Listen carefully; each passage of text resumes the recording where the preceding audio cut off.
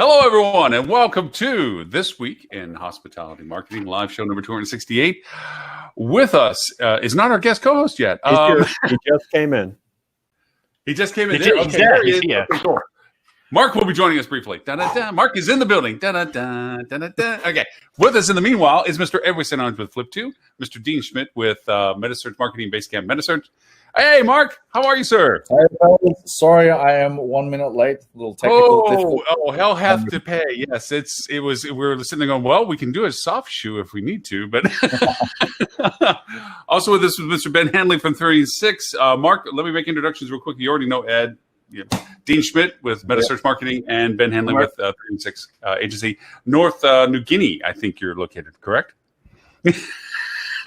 No, I'm not. He's in South Africa.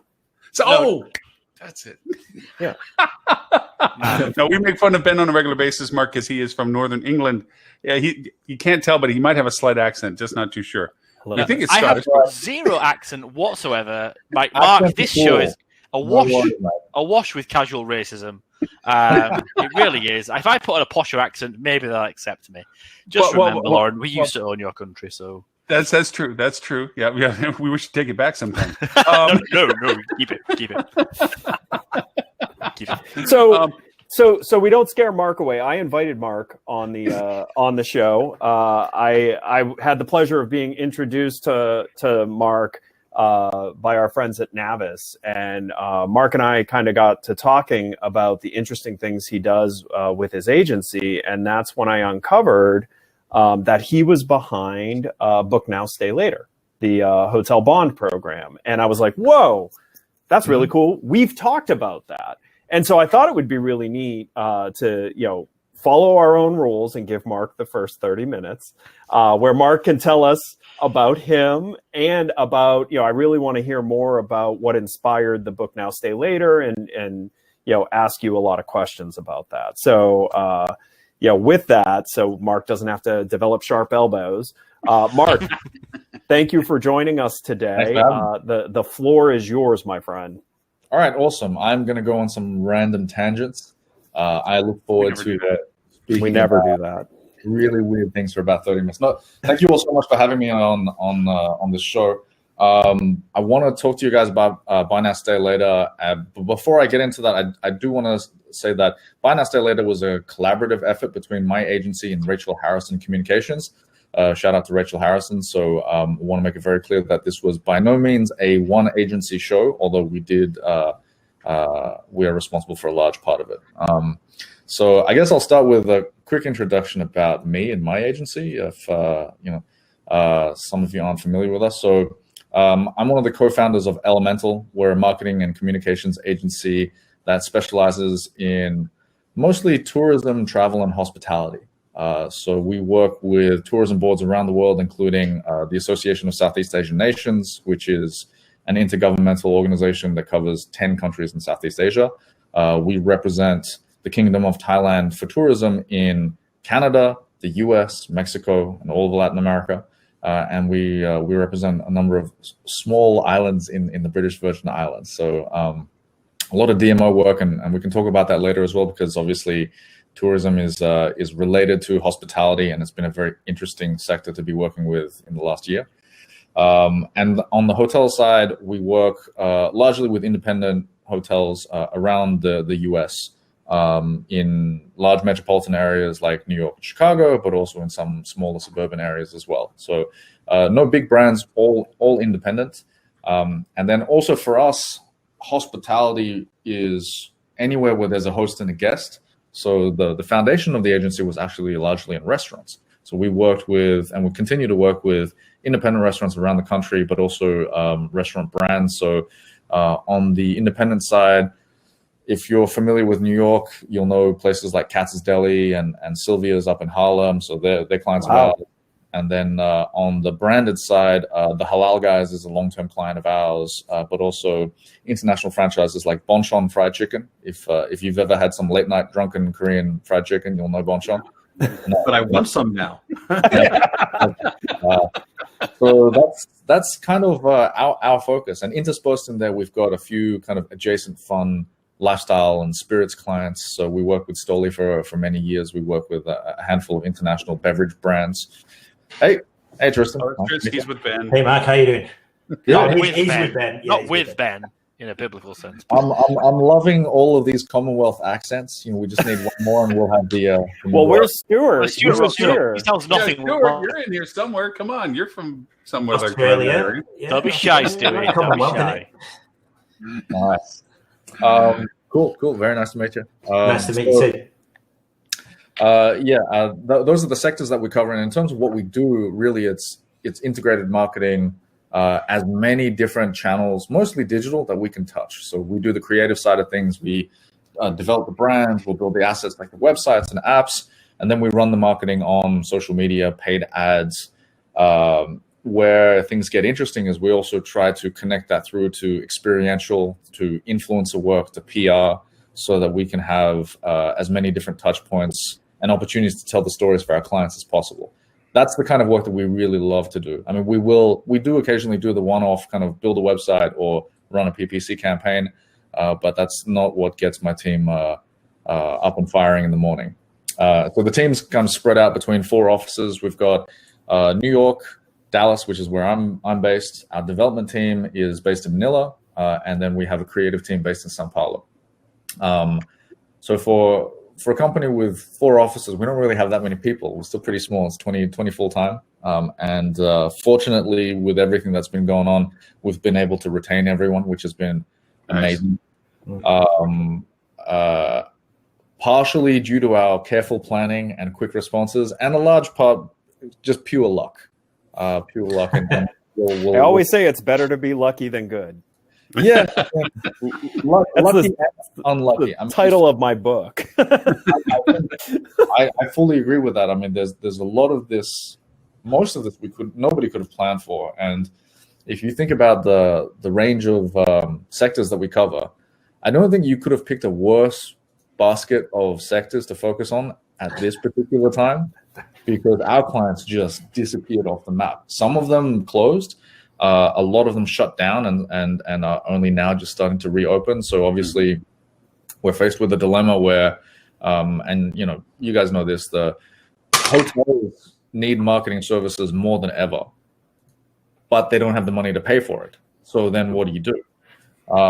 And what we ended up doing for a lot of our clients was essentially providing the same level of coverage, if not more, and just significantly cutting our fees or offering pro bono services. Because at the end of the day, this is what we love to do, but we also want to have clients on the other side of this. Right. And at the same time, not go under as a business. So it's a delicate balance there. And our only saving grace, which I mentioned before, was the tourism work that we do, because we, as annoying as bureaucratic government clients can be, they pay on time and they have to pay because it's illegal for them not to pay. So we had our government contracts with our tourism clients to fall back on, and then the volume of work with them increased significantly because they're also looking at this at a longer time horizon than maybe private businesses, right? Like they're not so much concerned about immediate cash flow coming in and keeping things afloat, but rather they're looking at, well, what does recovery look like in 24 months, 36 months? How do I stay top of mind so that people still remember that Thailand is a wonderful place to go visit? And with all that pent up demand, when it's time to pull the trigger, that they know that there are, outdoor destinations, but also luxury, but also all these different things. So a lot of our tourism clients actually doubled the amount of work that they've been asking us to do, which has been fantastic, and we've been able to do some interesting things out of that. But that kind of a long introduction, getting to Buy Now, Stay Later. So Buy Now, Stay Later was an initiative that we had launched with Rachel Harrison Communications, and the genesis of it was really just trying to figure out, well, if we can't do the marketing that we normally do for hotels at this time, what can we be doing to help them out that doesn't cost them any money, that is very simple for people to understand? And that's really the premise behind Buy Now, Stay Later, where for those of you who aren't familiar with it, it's a website where hotels can come and list their offering and offer essentially what we've called a hotel bond, where consumers can come and purchase a hotel stay or $100 worth of hotel stay. And if they wait 60 days for the bond to mature, then that stay is worth an equivalent of $150, right? So it achieves a few different purposes. One, it gives cash flow, immediate cash flow to the hotel. But it also allows consumers to make purchasing decisions right off the bat, right? So, which is not available. Like especially at the beginning of the when COVID hit, transactions weren't available to people, so people could essentially put this in the bank, get some extra value for later on. And so we built this website. We spread the word through our own channels, and the response was enormous. I mean, almost immediately we had within the first few weeks close to 500 hotels from around the world just asked to be part of this, and running the gamut from all different kind of star classes, all different categories. And so then this thing kind of took a life on its own. We started getting picked up on media, and we had to make some adjustments to the website to account for the increased volume. But it's been great, and I don't have the latest numbers off the top of my head, but we've had the number of inquiries for bond purchases is in the tens of thousands, and we've had hotels, which fortunately I'm really happy about this, have had to pull their listing from the site because they're tired of getting inquiries. Now that's obviously that's not everyone, and this I don't want to make this seem that like this has made hotels rich across the board, but it has been something that has helped. And we set this up as a complete pro bono exercise. We're not handling any of the transactions. Everything is done at the hotel level. We're not taking any kind of commissions. It's purely just kind of lead generation for them.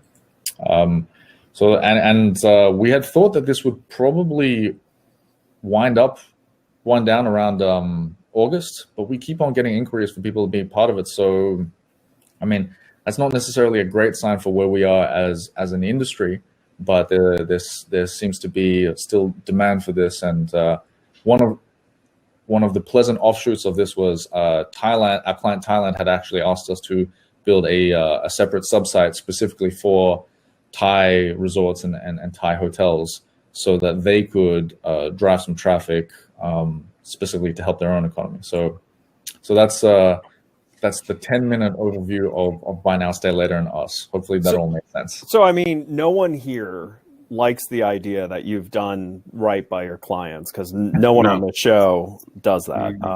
So you don't fit in at all. No, it's actually funny. It's why I invited you, because we've had many episodes where we've talked about, kind of what you need to do to be a real part of the hospitality community.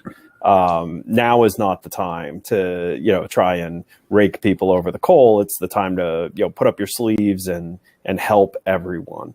And, I think it's great that you did this. And the bond program was just really clever. That even that whole idea of a bond, like to create a model that wouldn't require people to go, well, I don't understand what's a bond program. Mm-hmm. Everyone knows what a bond is, right? And when I saw the scale of how many hotels took advantage of it, like, it's impressive you guys scaled it that fast. I mean, you mentioned you had to do some reworking because of how picked up it got. I mean, really, what were you thinking that it was going to be? So initially, I mean, we had our own network of hotels that we work with or that we've previously worked with. So in the beginning, we thought it was just going to be that. We were going to be in, 20, 30, maybe get up to 50, and we could get some traction around that. And also, we knew that this wasn't, we knew that we weren't the only people who came up with this idea. There were other sort of concepts that were quite similar to this as well.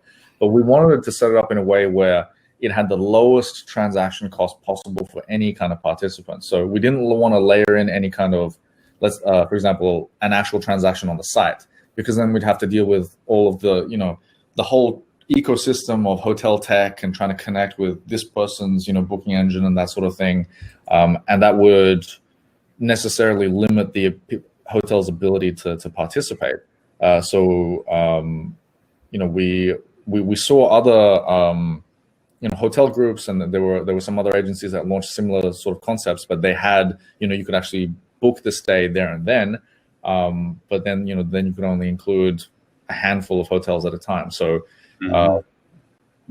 that was the decision that we made, and when we started getting into the hundreds of applications, we realized, we have to reformat the website so that people can actually find the hotels now, because we ended up with people ended up having to scroll for a minute and a half to get to a hotel. We had to add filters and add geography and that sort of thing, but also just on the back end, being able to handle that volume of inquiries, and just answering the questions like, can I offer additional things on top of the $100 or $150 and so on and so forth? Just answering those questions.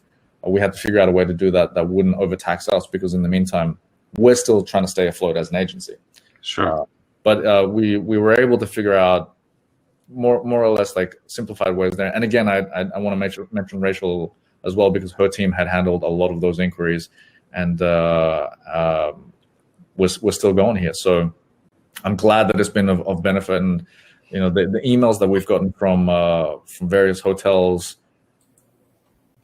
And if you go onto the website, you can see some fairly well-known names, but also, you scroll through, and some of the hotels that have expressed their gratitude for what they've been able to get out of it, the tiny little Wyndhams in small towns around, and that's been fantastic. When you wake up to an email like that, it just sets you on the right path for the rest of the day. And it keeps you going for all the other horrible news that you're going to get during the rest of the week. Start here, and you can go down. Yeah, at least you're gliding in. But I have two questions for this. And first off, kudos for you, because you cut through the clutter. You rather than trying to figure out how to monetize it and how to integrate it and where can I get my margins and my percentages, and you just said, look, here's something that can help. Boom, we'll build it. You guys use it. It goes directly to you. So absolutely phenomenal that you put it that way. What did you ever consider the idea of extending the timelines where it would mature longer for a higher value, given that there might be still some delays, like saying, hey, look, if you wait 6 months, it's going to be a little bit different. It's still with a cap. I mean, you obviously don't want the hotels to give away the farm eventually, but just to, for those, for instance, Thailand, by the way, I got to remind you of a friend of ours that's in Thailand, Isaac. And Gertzig, and I know I never say his last name correctly. Isaac, but you could say just his first name. I say his first name great. His last name I can't get for heck. He's actually called Dave, though. That's a problem. Yeah. He's called Dave. You've just got his total name wrong. Yeah. By the way, sorry, Mark. I know you speak 3 languages. I can follow up 1 language, just so you know. That's my skill set. Is I come up with new words and say bad names. That's a pretty amazing skill. It's a skill I have. I don't know. It's a gift. But Isaac is phenomenal in country. Right now, he's not doing much of anything, and I would love to find him something to do. So if you ever need somebody in Thailand, let me know. But I do want to make sure you connect because, he's a brilliant guy, and just because of economies, he's there with his family, and probably end up when the school gets out for his kids. I think at the end of the year he's leaving. But anyway, so the idea of being able to do this and extend it, but also, do you guys see this turning into something else in time? Do you see this shifting? I mean, you have this amazing amount of funnel that you have going on. Is there something else you're thinking you might try to what's in the pipe, I guess, roadmap wise for it? Yeah, I think I'll answer the first part first. So we spent a lot of time thinking about what the different kind of permutations of this could be. And at the end, what we arrived at was we wanted to make essentially the minimal viable configuration that as many hotels could use as possible, right? Because what would make sense for one property might not make sense for another one. And so you could extend the timelines of different values, so on and so forth. And we say very clearly when the hotels sign up is that, you can adjust this however you like. If you want to offer this in different increments and different time periods or add on additional bells and whistles, that's entirely up to you. And we highly encourage you, because there is going to need some customization will need to happen. But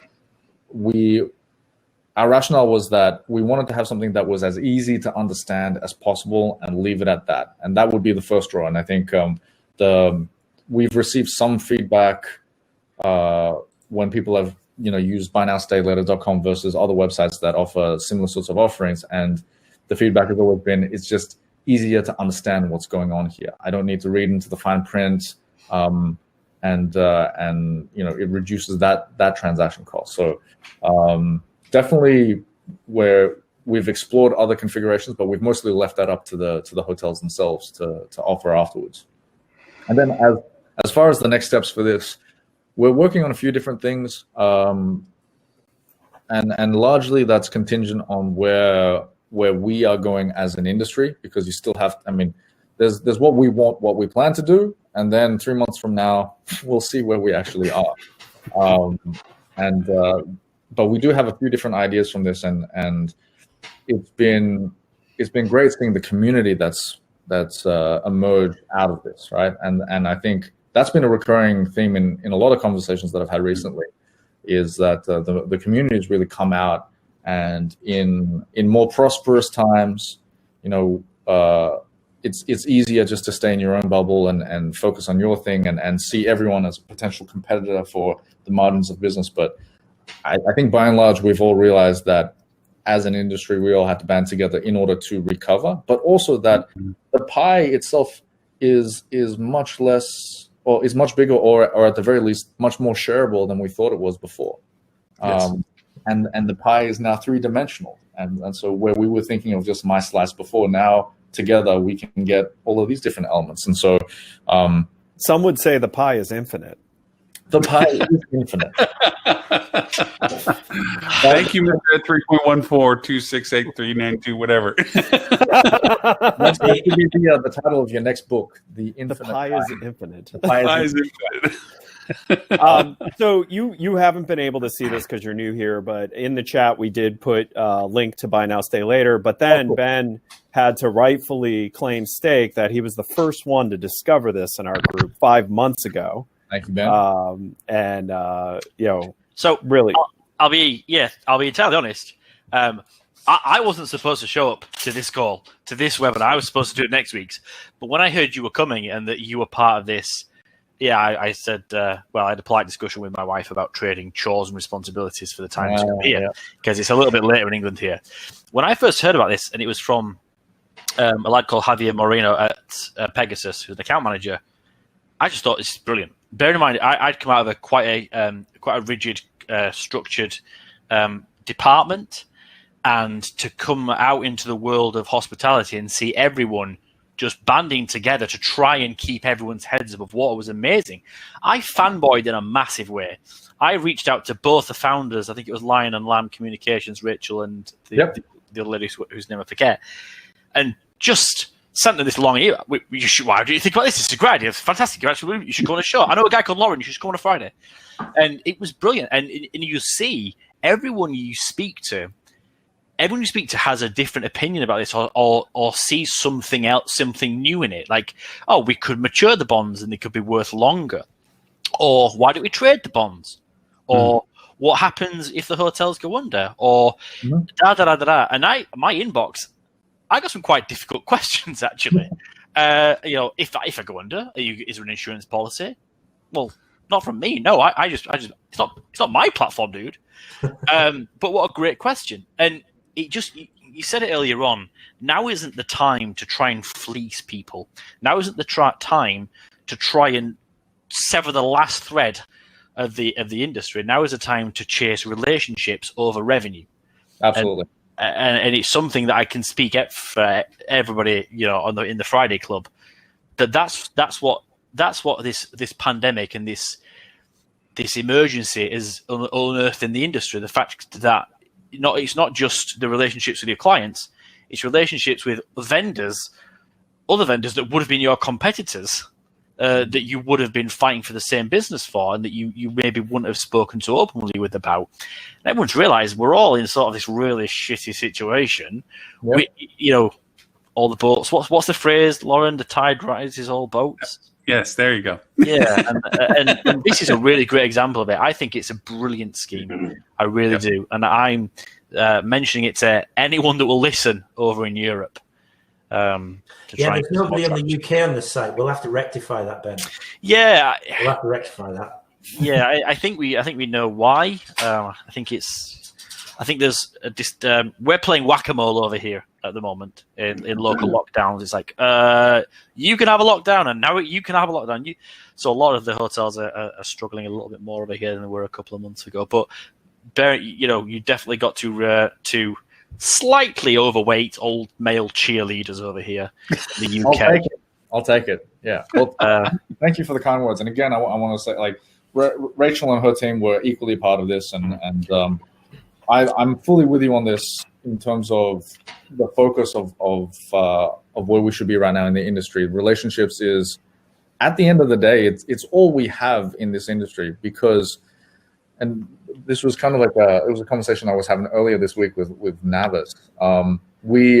We had a very long uninterrupted period of growth and joy, and whenever that happens, obviously, I was an investment banker before I was a marketer, and we've seen what happens when things go too well for too long. Things go horribly bad afterwards. And so now when shit hit the fan, essentially, you got to find out who your friends were, but also you got to discover who your allies were where you didn't think they were before. And that was tremendously encouraging. And just speaking for myself and for our agency, we have done more business development and partnerships in the last 6 months than we had in the previous few years. And partially that was us being more active and saying, like, look, this is what we need to do now. But it was equally other people reaching out to us and saying, hey, let's have a discussion. I think one of the joys I think we've all shared is when we were talking to our clients when all this was spiraling downward, and they're like, hey, they were making the call, or they were talking to you, or you reached out to them, and they thought they were going to have to tell you how they had to sever the relationship, and you're like, dude, this is the chance to pull the car off the racetrack and rip the engine out. Let's get some stuff done while we got less work to worry about. And they're like, well, we can't pay you. We weren't talking about getting paid. We're talking about getting the stuff done. And just that really pleasant pause at the other end going, really? Like that realization of like, wow, this is going to come around. Not because they're going to just throw tons of money at you. You just know that they trust you more now than they did before, thinking it was based on a check that they sent you, that they realized that you were really there to help them, and that they really appreciate that you were still there to help them, even though they weren't in the same position they were before. So I think the role of advisor and of partner has been highlighted enormously in this time period. So whereas previously a lot of the conversations with clients would have focused on, all right, these are the things that we do for you on a daily basis, we're executing this, et cetera, and then the advisory part may have been less or more important, but we have really become a nexus of information for our clients, because especially in the beginning periods of COVID, everything was changing every single day, and no one person or one group could have access to all the information. So we were, because we were having conversations with people all over the country and all over the world and dealing with their separate issues, we were able to relay things from one corner to another. And sometimes it would be things that we would think would be very, very simple, or that people would instantly get. But that's not the case, because first of all, everyone's in a panic, and you're not necessarily able to process everything in an optimal way. But also speed of information is incredibly important. So that role that we've had to play has become even more important than ever. And I would like that to be a permanent fixture in our relationships with our clients. Well, and also too, I think that what you just said you've done, and to the scale you've done it, a lot of people have a broad perspective, but they're missing a piece to the puzzle. And sometimes just inadvertently, or just through conversation of sharing what you know, you've provided them that piece to the puzzle. Like, oh, that makes sense now, and click. Now they have a path to something they didn't have before, because you gave them something they didn't know about, but that perspective helped them put the whole picture together. It just, you don't know where you contribute until all of a sudden it pops up and they're like, thank you, that's perfect. And you're like, what did I say? Yeah, and that was also one of the reasons why we wanted to get this out earlier rather than waiting to see how everything settles down, because we needed to be out there essentially in the action to see what's happening in order to be of use to ourselves and anyone else. And that's kind of where we are right now in terms of we've passed that initial kind of shock and awe of COVID, and we're all looking at occupancy rates now, and they've kind of returned a little bit better, and they've kind of like plateaued out, and people are starting to think about the future and how to plan for that, and what recovery looks like. And I don't think there is a clear path for everyone right now. So we're trying to amass that information from as many corners as possible to come up with a game plan for ourselves and for our clients, which is also why I love having conversations like this, because the more brains we can amass in a room, the better.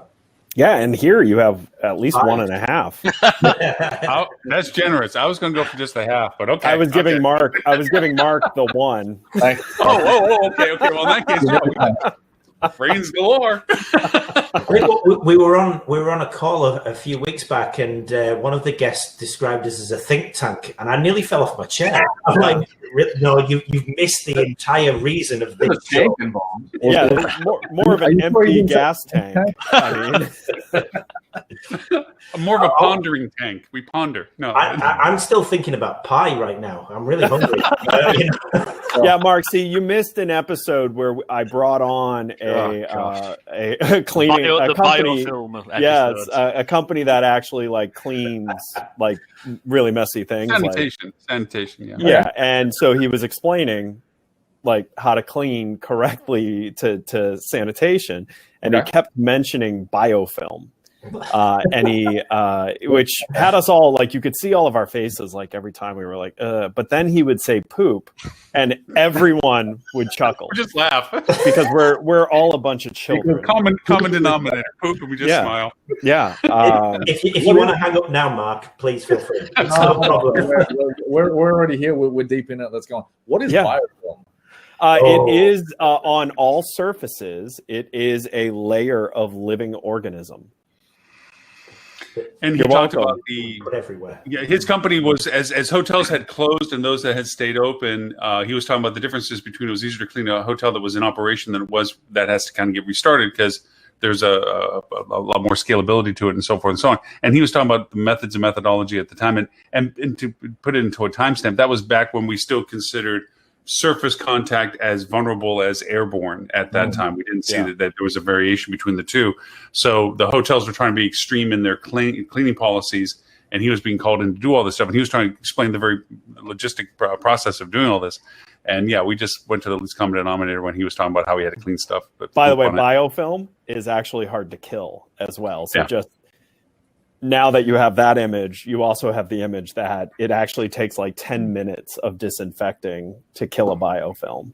Yeah. So we were looking at the fact that a lot of hotels doing the spray and wipe really wasn't really doing anything other than making people feel good that something was being done compared to truly sanitizing or cleaning. The difference between cleaning and sanitization actually was a conversation too. So it was a good conversation. Fun discussions. Yeah. So while I have you guys, speaking of 1.5 brains or think tank, I'm going to throw out one of the more difficult questions that I've been asked and see if you guys can help me out with it. Because I've been talking a lot about the different opportunities for the hospitality sector that exist now or in the immediate future. Talking about people wanting to get out of major cities and be more secluded. So obviously that presents opportunities for suburban areas or the great outdoors, nature. But what do you do if you're a hotel in a densely populated metropolitan area that probably relied a lot on group travel, corporate travel, none of which is remotely close to what it used to be? Do you just give up? Or is there some sort of hope? Well, so it's an interesting question. Loren and I talked about this in an HSMAI presentation to Montreal. Mm-hmm. And one of the comments we made was, a lot of these cities no longer are nearly as congested on their streets and in their, the things on why you would go experience the city. So actually marketing it as a chance to have a better experience in the city. Because one thing we definitely learned through this is there's a large amount of people who just really don't care and were willing to travel. And you can even see it. I'm a big forum nerd. In almost every forum I'm on, there's a discussion about I can't wait to start cruising again. And in my head, I'm like, I can't. Biofilm everywhere. Salty biofilm.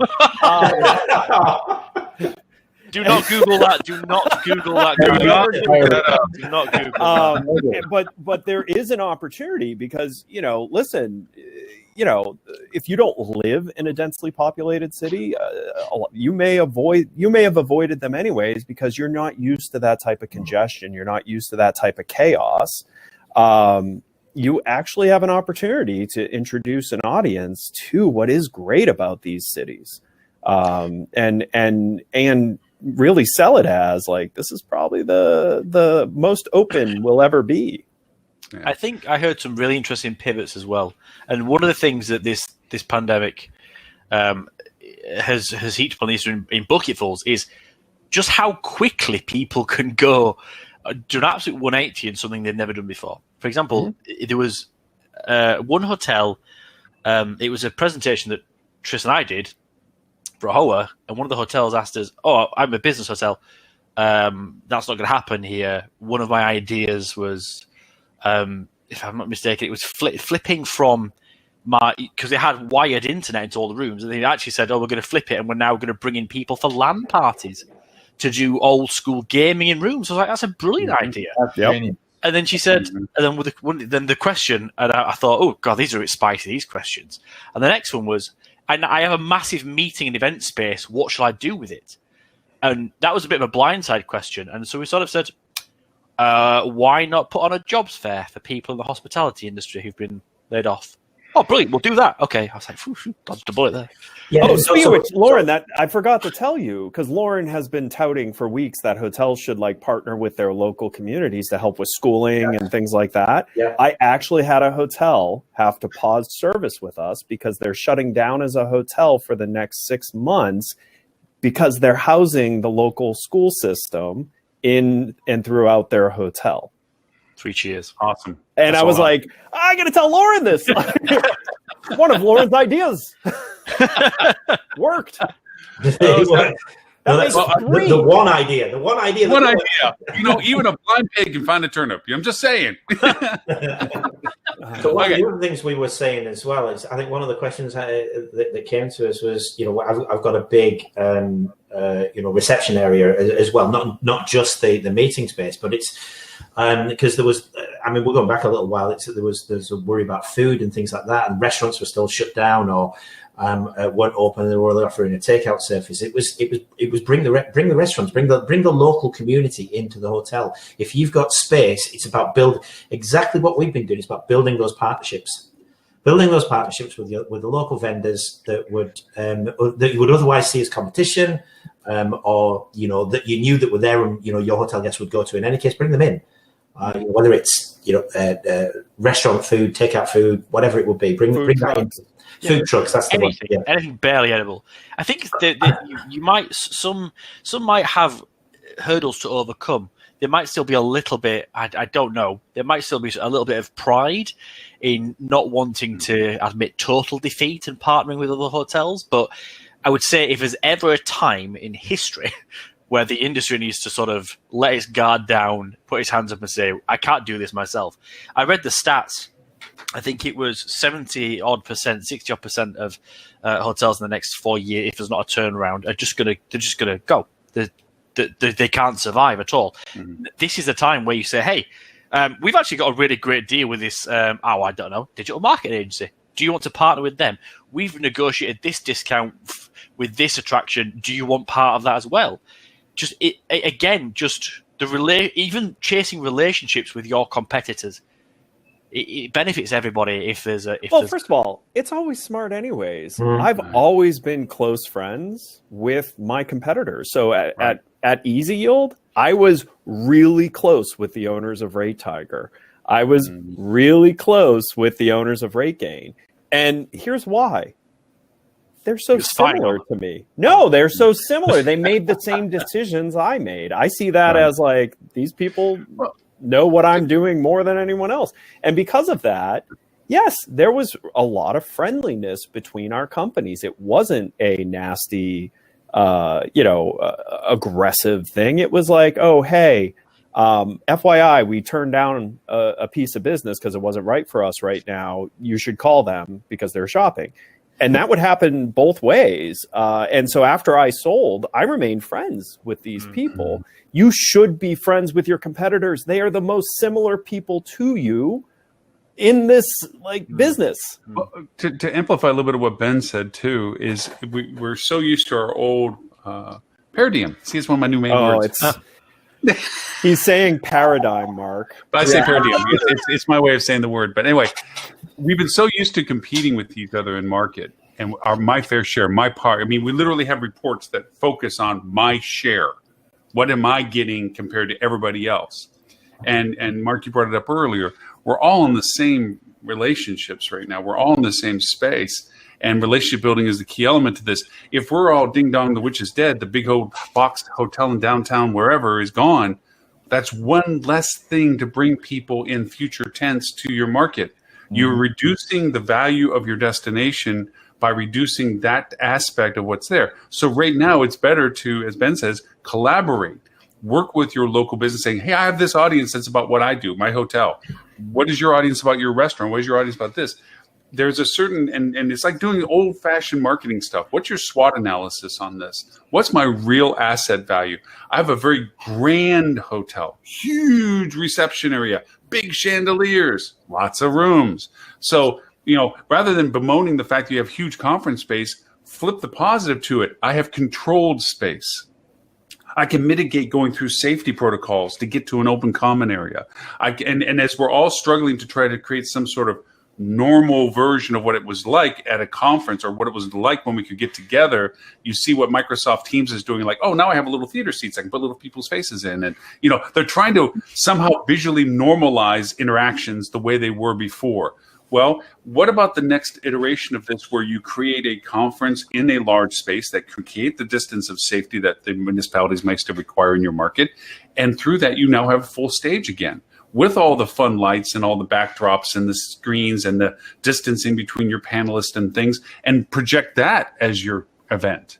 And where you can have some physical audience, because we're watching football right now. It's a lot better when they throw a few people in the stands, as distant as they may be. It's better to listen to them yelling and hooting than some guy going, oh, forgot to hit the wrong button.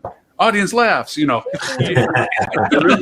Baseball, when you see that foul ball hit one of those cardboard things in the head, though. That's awesome. Oh, you're just waiting for it, isn't it? We know that a lot of things, like we know that like the VR stuff and everything are trying to get into the realm of, VR. It's never really going to take. It's never going to replace the physicality of engagement. But there is going to be transition processes out of this. And those huge big boxes, going back to your original question, Mark, is that they have that space ability. They have the location capability. And as Edward mentioned earlier, the diminished traffic, you can go to Katz now. I probably not have to wait 3 hours to sit down. Hey, I'll take that every day.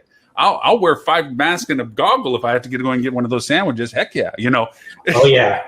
So in answer to your question, food. Well, that is kind of, yes. No, and food is a key driver too. You think about it, especially when a smaller market, let's say Omaha, Nebraska, as opposed to a New York City, right? And you think about who is going to those markets. One of the number one rules of travel has always been they're not going there just to see you as a hotel, unless you're a destination resort and that type of thing. Unless you're in Nebraska. What? I'm sorry. Unless you're in Nebraska. Yeah, unless you're in Nebraska, because that's the only reason. Exactly. Quit picking on him. I'm kidding. I'm sorry. Teams in Nebraska, by the way, Mark. The people that are coming there for. We're seeing drive markets, right? We all know the drive markets are a key feeder right now, and it's those people that have been pent up, and they're finally getting a chance to have a parents' night out. They've got a babysitter for the kids, and they're going, all right, let's go into town. Well, guess what? So they go into town and they're looking not just to stay at your hotel, but to do something around there. So if you can partner with those things that are in the area, the restaurants, the attractions, whatever it may be, who, by the way, are hurting just as much as you are, that's an opportunity for everybody to win and for you to attract that business. Yeah, that's definitely something. Hey, Ben, you're a minute away from getting in trouble. Thanks, Ed. I sent him a text. Anyway, sorry, Mark. How many chores did you have to tell that you're going to do for your wife to come on this? Because you made it sound like you were going to negotiate, but that negotiation I know is her giving you more things to do. You've met my wife, buddy. You Oh, know. I know. She's like. I am going to have to drop off real soon, but I just wanted to show and tell this real quickly before I went. We started talking earlier about how companies and different parts of the industry have pivoted. I don't know if you guys caught this. The Qantas flight to nowhere. Mm-hmm. Did you see this? That, yeah. It's an 8-9 hour flight on a Dreamliner. The ticket's sold out in 10 minutes, and it's just a sightseeing tour. They just go up, fly around, show you some pretty impressive parts of nature, and then land exactly where you took off. We still haven't come up with a better phrase than revenge travel, and I'm going to give it some serious brain power tonight. But if ever there was an indicator that people are just itching to travel again, it's paying thousands of dollars to get on a plane, fly around a bit and land, and then just go, I hit the spot. That's just what I needed. A little bit of jet lag. Like that, it's you're back in the same time zone. How would be jet lag? I think flying around for 8 hours would do it for me, mate. Yeah, I think it's a great example of pivoting, a really smart move, and airlines have got to keep themselves afloat as well as the cruise lines, no pun intended. But the fact it's sold out in 10 minutes for me was just the headline. People are desperate to get back moving, and I can't wait until everything comes slightly more back to normal. I love it. I love the brilliant ideas coming out of Australia too. So with Stuart, I Mike, thought but it's Singapore not here. would be very similar because Singapore has this problem that they're basically an island nation that can't go anywhere. So they did something very similar, actually, where you get on a plane in Singapore, go fly around a little bit, land in Singapore. Ben, before you go, is there anything else of great words of wisdom that you have, insights, key perspectives, things that could save the universe? No, hold on. Oh, man, you guys are going to get me into trouble so much. That's the fun part of all this. No, Ben, stay longer. Come on, and play, Ben. Come on. One more. Kim, he'll be with you in a minute. Come on. What's 15 more minutes? So, Citizen M. God, man. I'll just wait for the door to get kicked down and to drag me out, and you can just see me just get pulled downstairs. Bye, Ben. You like the reverse BBC one where the wife comes running in shock, running in here just. She's watching the show in the other room right now and looking at it like, Ben, you. And by the way, this is how he gets in trouble. Yes, this he is can't it. leave because the banter just keeps going. This is the last thing, and then I'm definitely going. I took a screenshot of this also. Citizen M hotels offer a corporate subscription now. I don't know if you guys caught this. 3 nights a month, no blackout dates, which you could be really cheeky and get some different rooms. 3 hours of meeting rooms, daily workspace, Wi-Fi, breakfast, yada, yada, yada. £500, $600 USD per month per user. That's amazing. It is, and another great pivot. We don't have the occupancy. What should we do? Bundle, get people out of the house who are working from home. That's super smart, and I can't wait to see how that goes for them. So, in similar vein, we started working with a fitness resort, and Ed, I'm going. no. Ben, Nice try. No, Ben, this is right to you, buddy. This is your thing. Hold on, this is good. So they took this downtime to build out an entire architecture, so that people who've been to their resort can subscribe to the lifestyle that they showed them while they were at this resort, and you actually have check-ins with their nutritionalists and things like that. They actually built it all out, so now they have a subscription service that pre-guests can subscribe to get fit enough for the program, and then post to continue upkeep. Ben, your replacement from South Africa's in. You're good. You can get. Hey, Ben. Yes, Dave? Hey, your wife just called me. She says, get off the bloody computer. Have a good weekend, guys. Mark, great to meet you. And thanks for everything you did. Oh, Ben, thanks for being here. Say hi to your wife for us if she talks to you. Bye, buddy. Stuart, meet Mark with ELMNTL. Hey, Mark, I felt like we were kindred spirits. Everything you say is music to my ears. I've been listening for the past hour, just unpacking boxes. So Awesome. For a brief moment, the Commonwealth outnumbered the Yanks here just for about 30 seconds. So it was always a fleeting ownership, wasn't it? Yeah. hey, if we wanted you back, we would have taken you back a long time ago.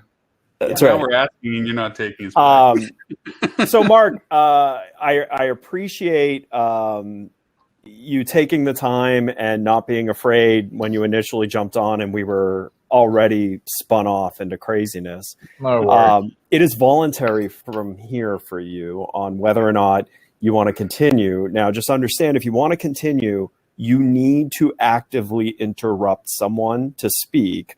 Yeah, Otherwise, you won't speak. And you need to sign a waiver to say that we won't hurt your feelings. I can kind of see the energy. No, unfortunately, I have a hard stop at 11:30 my time, but this has been a lot of fun. I did want to piggyback on what you were saying earlier about being really friendly with your competitors, even in non-COVID times. Mm-hmm. But I think one of the things that's really been highlighted in this, being closer to other agencies that do similar things, is it's pushed us to do something that we should have done more of in regular times anyway, which is be much more distinct in our offering. Because in the world of marketing, in the world of hospitality marketing, we all kind of tick similar boxes, but really everybody does it in a slightly different way, either through the services that they offer or the methodology or the industries that they cover. And I think that's something that we should have been doing anyways, like bringing something unique to the table so that we're not just competing on bodies on the ground or pricing or that sort of thing, because that's really a losing proposition for everyone involved, right? Because it's not good for the agency and their bottom line, but also for the clients, and we've talked about this before in the context of like tourism boards, is that you have 5 different agencies who show up and are offering exactly the same thing, and that's not helping anyone to do better marketing. So this has accelerated that process, because now we've had kind of very frank conversations about like, hey, on our websites, we all say we do these things, but how do you actually do it? And let me tell you what I'm actually really good at, and what's the stuff where I tell people I'll do it, but we know what the deal is, right? And then when you have the comfort and the ability to have those conversations, then you'd be like, oh, I actually don't want to compete with you on this thing because you're a lot better at it than I am. Why? But I've got this thing coming in. I think you'd be a better fit for it. Why don't you take it and let's just figure something out, right? And then we don't have to do the dance of both submitting proposals where maybe none of us will get it. Right. So you make a great point, because a lot of websites for a lot of agencies, you're reading and going, I still don't get what exactly you do. I know you say you do everything, save the world and everything else, but what exactly do you do? And you're to the point, it's very frustrating for that. And it confuses a lot of people. Like, should I even talk to them? Because it sounds like the same thing is over here, here, and here. When now we have the distinct, which is been kind of fun with the show here, is we all in some way occupy the same space in some category. But we do it in so different ways. It's like, no. This guy or these people really would fit you perfect, because they're not going to want me squirrel off to the side. They want Stuart's, no, it's a straight line. We're going to go through that wall, So we're all different in how we do things. Stuart's smarter and sexier than me anyway. So, I mean, he kind of wins all the arguments. I'm going to channel my inner Tim Peter a little bit. He always talks about differentiation. It's not about just being different. It's about providing unique value that people are willing to pay for. And I think everyone on this dais does that in their own way. And hotels can learn from that too. I mean, it's one of the big opportunities that's going to come out of this, is how do hotels stand out from the noise? Because everyone's going to be competing a lot more aggressively than they used to. They're not going to be sitting there just harvesting the intent that already existed. They've got to go hunting for their food, and they're going to do it a lot more aggressively. So how do you differentiate yourself by providing unique value that people are willing to pay for? That's going to be the key. I think that's the question that everyone was asking it already, but now there are even more variables that you have to contend with, because like you guys were saying earlier, hotels are not necessarily going to have to change what it is that they offer in order to be able to survive and compete. And so how are people going to know who you are anymore? Because you yourself have had to morph into something new. And so you have to be very distinct and very clear about what it is that you bring to the table, which long-term, theoretically, should be good for you anyway. Well, I mean, or you can go the age-old tested, make sure there's a checklist that tells everyone you have an iron and ironing board above the fold of every color page TV, on your website. color TV heated pool, make sure they're in there. I mean, free Wi-Fi, free air conditioning. Make sure you tell me you have air conditioning. conditioning. Because this is what you should be selling. Ironing board. Got it. A really valid point about the website. So Loren, you mentioned it, and we've all just taken the mickey out of it there. there's still so many hotel websites, and not just hotel websites, any other website that you go to, that it takes you a good few seconds to figure out what the hell it is that they do. And still, sometimes at the end of it, I'm still not quite certain what it is they're actually offering. Yeah, but they have a fantastic time on site metric. and amazing hero image is beautiful, man. That hero image rate on the homepage is like through the roof. I mean, a synergistic blend of high dynamic variabilities on holistic. They're going, what? Using machine All learning. right.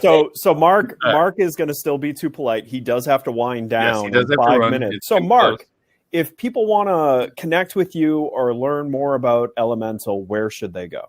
Sure. So the first place would be the website ELMNTL.co, and unfortunately we have an alternative spelling of it, so it's ELMNTL.co. You can also check us out on LinkedIn, on Instagram. We're very active on all those different channels, and just check out some of the work that we've done and drop us a line if you're interested in chatting more. I mean, this is I would say, if you want to remember one thing about us, is that we cover travel as a category, broadly speaking. So we work across tourism boards, hotels, and then incorporate our other clients like hospitality and spirits and food and beverage. So a lot of what we do is cross-industry brand partnerships. That's probably the thing that we love doing the most and makes us different to other agencies. So if that rings a bell for anyone, please, I'd love to chat about it. And thank you all for having me today. This has been a lot of fun. I didn't know what to expect, but it's far worse, I'm sure. Now you understand why I didn't really tell you a lot about this. Mark, unfortunately, you get to be with us whenever you would like. You're more than welcome to join. We'd love to keep you in the loop, but whenever you'd like to join us, you're more than welcome to pop in. This is what we do every Friday.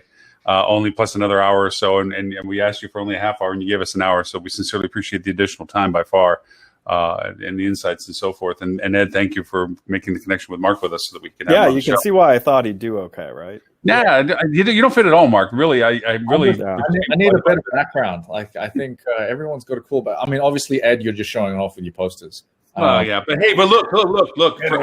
Kudos for the swag T-shirt. Okay. Kudos for the swag T-shirt. Yeah, but okay? listen, the best part. He does have the logo in the background. That's true. He does have the logo in the background. So very nice. It's not as if he's not totally representing, but yeah.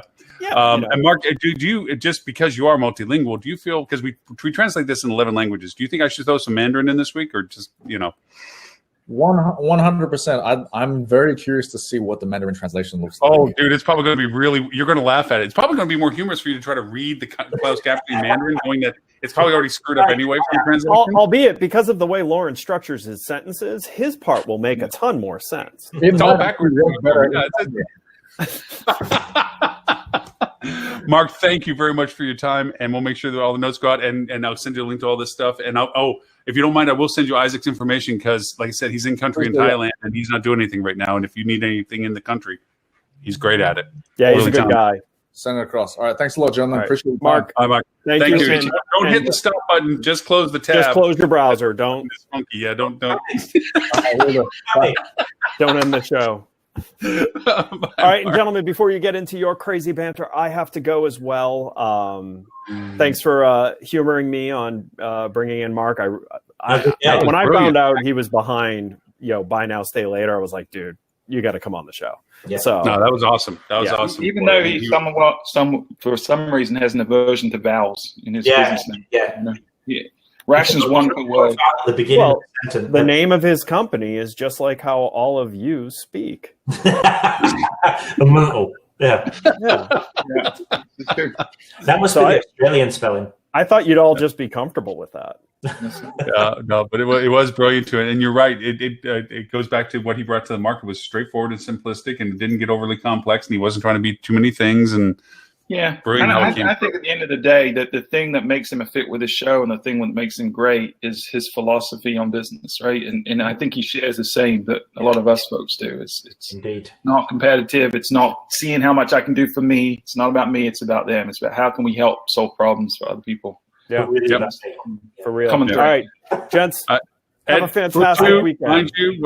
You can find out about Flip2, flip.to. You can find me on social media, Edward StOnge. Do not connect with me on Twitter unless you want to be trolled about college football. But every other network, you're welcome. Thanks, Mr. Ed. Appreciate the time. Have fun Thanks, the rest everyone. of the day. Cheers. Bye. Very specific. Yeah. Mr. Ed. Every time you say that, I think of the show. That's right. A horse is, of course. Yeah, okay. Yeah, we're good. Not that I'm I holding. talk more sense. You know. So, Tris, hey, look, it's nice to see your handsome face, dude. Thank you very much. Yeah, I had lots of family stuff to do. It's been my wife's birthday, and then other stuff. Yeah. I had to go at the wife's birthday. I tried to get out. I said, "Look, it's the show. Come on." Doesn't go down well when you say that. What's more important, Chris? That's what I said. That's what I said. And apparently, that's not the thing to say. Apparently, there you go. Yeah, I was going to say nice things about you, Stuart, when you were listening on your phone beforehand, but I didn't even get the chance to come in. But now that you're back, I just want to tell you, I was going to say nice things about you because a lot of what Mark was saying about camaraderie, and I was going to give the examples about how you've been reaching out with other agencies that hitherto, up until COVID, you really weren't working with. You now, now working in collaborations. So yeah, and to be fair, I mean, folks like Milestone, we had a good relationship before COVID. We just never really formalized it, right? We Tammy I'd known for a little while, and we bump into each other, so we've always been cordial and shared ideas, and watched what they do. So just formalizing that a little more and inviting them onto the show was a no-brainer for us. Especially at the beginning, when everyone was just like, "Holy cow, I have no idea what to do." Yeah. I was going to say that's one of the reasons why I miss the industry events out there too, because we used to be able to all get together and have a drink or two and collaborate and see what the others were doing, and everybody's a little bit more giving when they've had a few drinks in them, and you can find out more information from them. And that's why I give all the time, because I'm always drunk. You're a giver, Stuart. You're a giver. Hey. In light of the fact that, Stuart, you guys are going to be rolling out a podcast about IP tracking.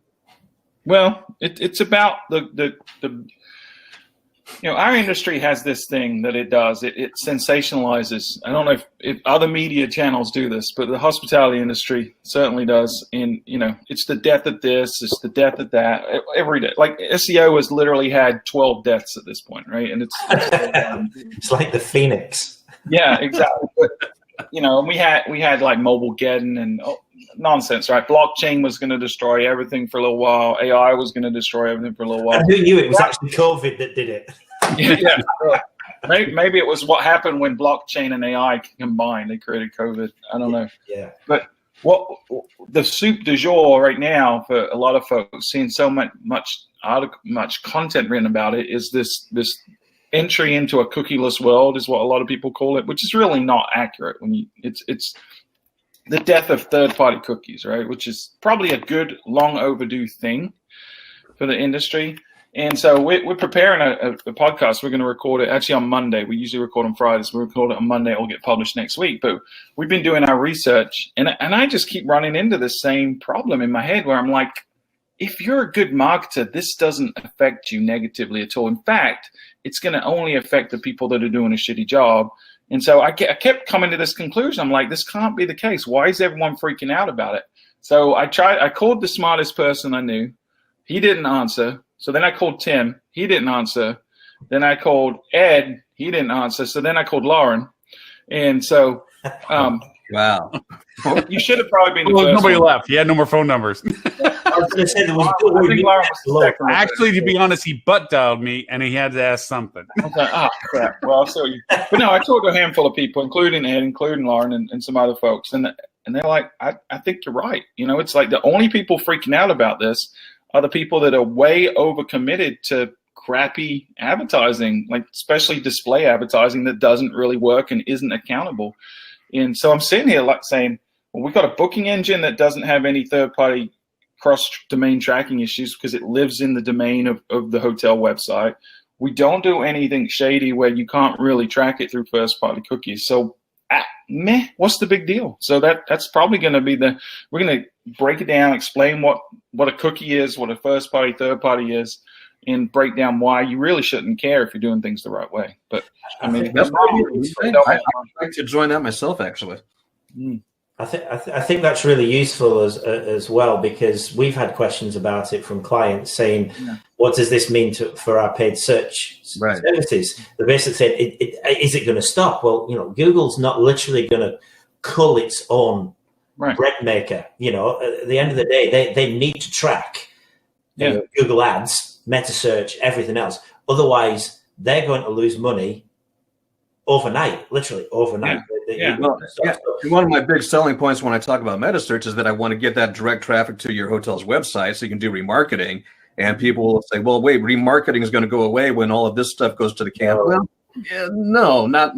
And by the way, they've been saying this for 3 years now. So keeping that in mind too. But Well, we had the same with GDPR. We had, I remember being in very in-depth conversations, even with some lawyers telling me, oh yeah, that's just going to stop. I'm like, Google are not going to stop offering you remarketing because one, it works.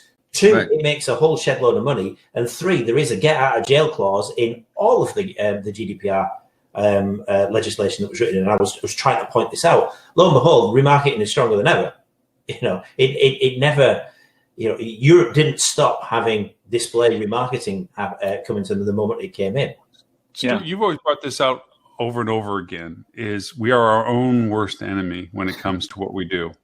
Marketers. I say that from a marketing perspective. We'll take a purely great platform that is great for the people who are using it and abuse the living bejeebers out of it. We will trying to leverage it to our marketing principles. And we end up having to get rules for it, like GDPR and CCPA and all this, Yeah, because there's bad actors out there that are doing crappy things, and then we all get punished.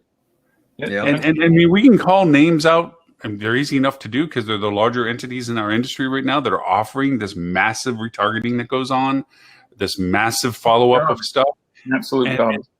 And they're the ones that are they're screaming about how this is the end of times. I want someone to do this. I haven't found a client willing to do it, and I'm getting to the point where I might just pony up the money to do it, right? So one of these big ad networks that claims all this attribution that they didn't really get, right? Or they maybe charge, I don't know, let's say 12% commission on a 7-day view through. Hypothetically, say someone was to do that, right? Look, longer than that.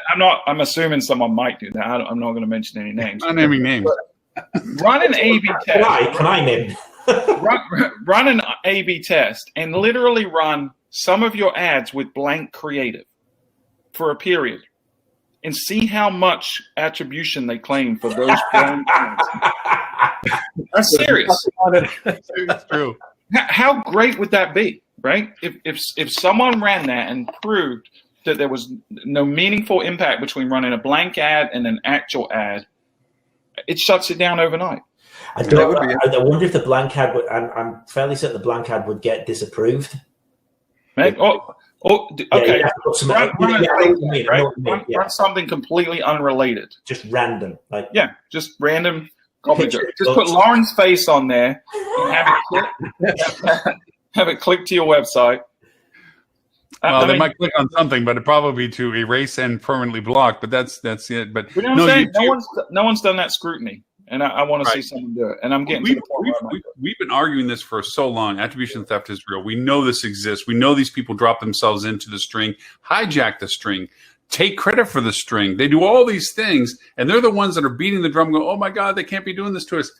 They're now looking for, and they actually started looking for other channels of opportunity by going into the meta search space. Dean, you've seen all these people crowd into your space of, "Oh, we do this for you, we do this for you," because they're trying to find other avenues because they know they're on a short road for the rest of this stuff. And this is, to your point, Stuart, clearing up the clutter. It's still going to be used for those that are doing it right, that have the legitimacy of doing it. Not for the ones. Here's the problem, right? Those bad actors that have always sold snake oil and always will sell snake oil because they're not doing it to help people. They're just going to move on to the next thing. That's why we're seeing a lot of people jump into meta search right now, because it's the next thing that they think. Also, too, you see a lot of them jumping into IP tracking. And that's kind of why I was bringing this up, because this is all of a sudden, if I've been asked it once, I've been asked a dozen times in the past week as to, so what about this IP tracking stuff? And it scares me because, what's with this gun? Does it shoot things? Run through this mental checklist. Do you have 5 out of 5 on TripAdvisor and 5 out of 5 on Google for all your reviews, right? Are you maximizing your email database? Are you maximizing your social channels? Are you driving the majority of your bookings through your own website? If you say no to any one of those things, don't even think about IP tracking. It's so far out there in terms of what you should be focused on. You got to get the fundamentals right before you start doing this stupid stuff that incrementally might have an impact, but it's such a distraction from the core of what you should be doing. Adele would love you right now. Adele would love you right now. She'd be jumping in talking all about TripAdvisor in the room. But she's absolutely right. She's absolutely right. What you say is totally makes sense. Totally. Every minute you're spending worrying about some obscure IP tracking nonsense is a minute you're not spending improving the guest experience, setting expectations appropriately, communicating effectively with your guests. We've been doing this sentiment study for 20 weeks now, right? It's this longitudinal sentiment study during COVID. And there's such a discrepancy between what guests are saying they want to hear about. They want to hear about what they do, what the property's doing to keep them safe, the staff safe. They want to hear about the local area. They want to hear about what amenities are open. They want to hear about the cleaning practices. But then when we ask people that have actually traveled, what of these did get communicated? None of these things are being communicated. That's your marketing right there, fundamentally missing the mark. Do that before you do IP targeting. I told one client that was asking about it. I said, Madame Curie, she was using uranium in radiology and so forth, and she died because as smart as she was and how cool she discovered things, she didn't realize she was messing with something that was going to destroy her eventually. And I said, IP tracking is a dangerous tool if put in the wrong hands. And there's a lot of people running around going, oh, I can tell you exactly your customer. There's some laws associated with this whole process, by the way, because when you start triangulating, I'm getting my IP address about who you are, then I know what your cell phone is, and that gets coordinated with your IP. Then I have your geolocation capability, plus also what you're using for medium. All of a sudden, you've gone from an avatar online where I know all the filtering capabilities of to, no, that's Loren. Loren's at that place now, and Loren's over here, and Loren's there. And that's dangerous. Here's the simple small test, right? If you're not willing to stand and look at the customer in the eye and tell them exactly what you're doing, then you shouldn't be doing it. If you think they would have a problem if you told them what you're doing, you should not be doing it.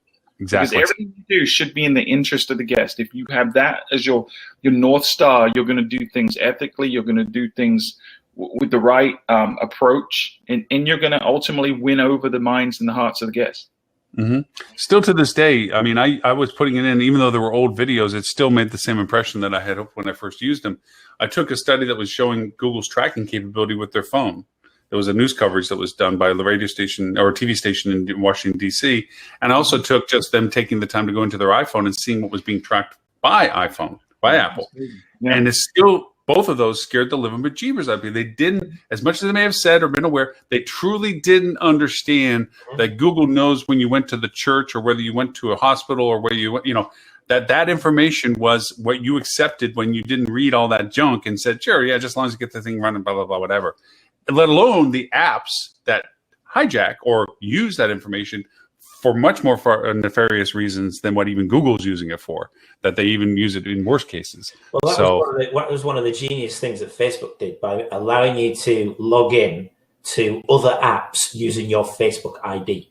Right. Because everyone's already logged into Facebook.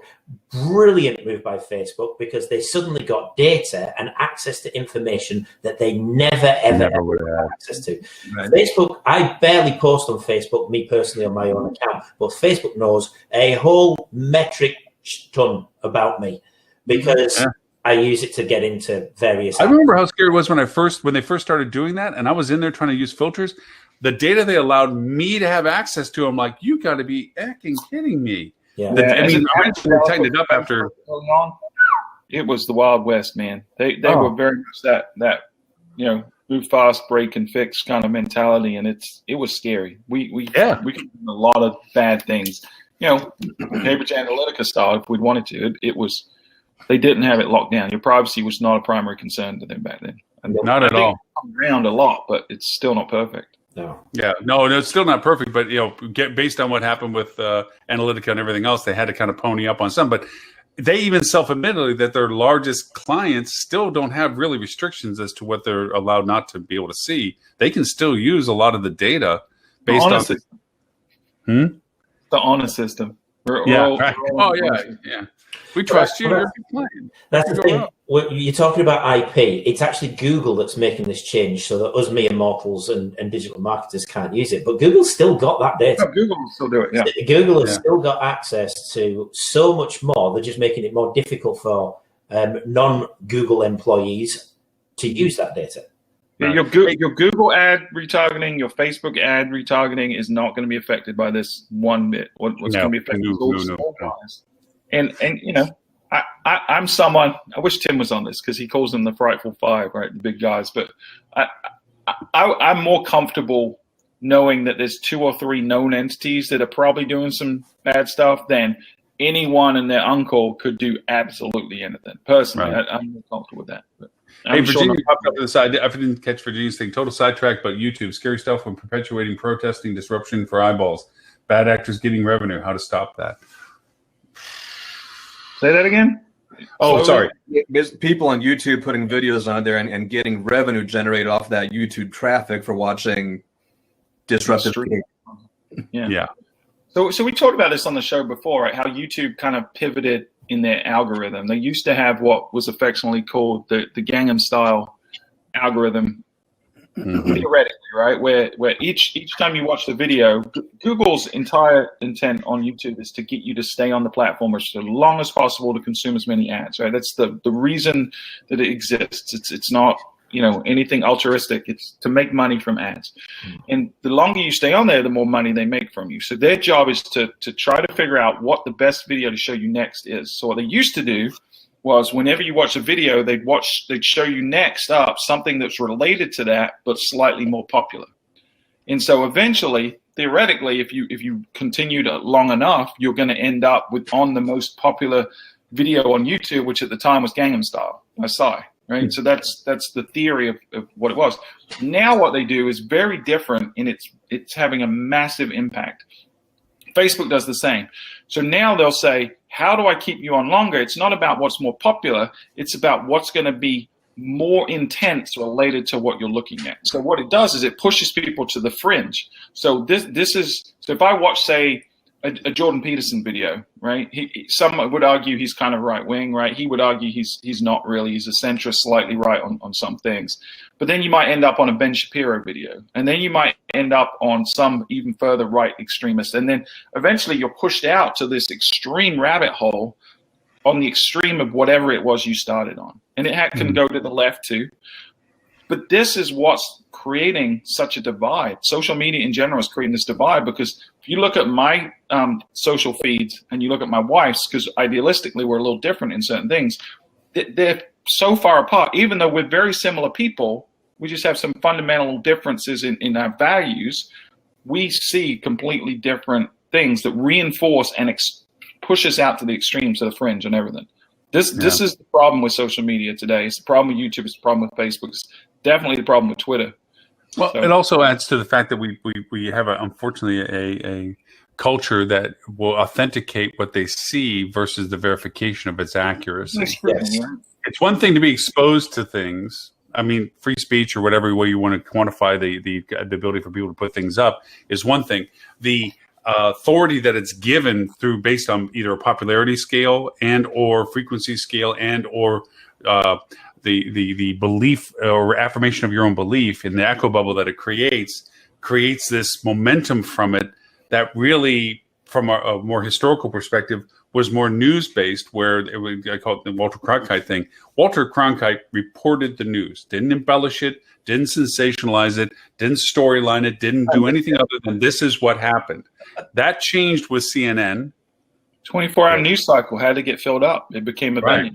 Right. So now it turned into headlines and featureability and drama and so forth. And then reality TV, like, wow, well, you can see the inside curtain. It wasn't the stylized 30-minute, we had a problem at the beginning at the top of the hour and it got solved at the bottom of the hour. It now turned into life cycles and drama. All right. And to be entertaining, you got to be a little more extreme in your views. So we've all been feeding this fire to this point, and now we're seeing accumulated.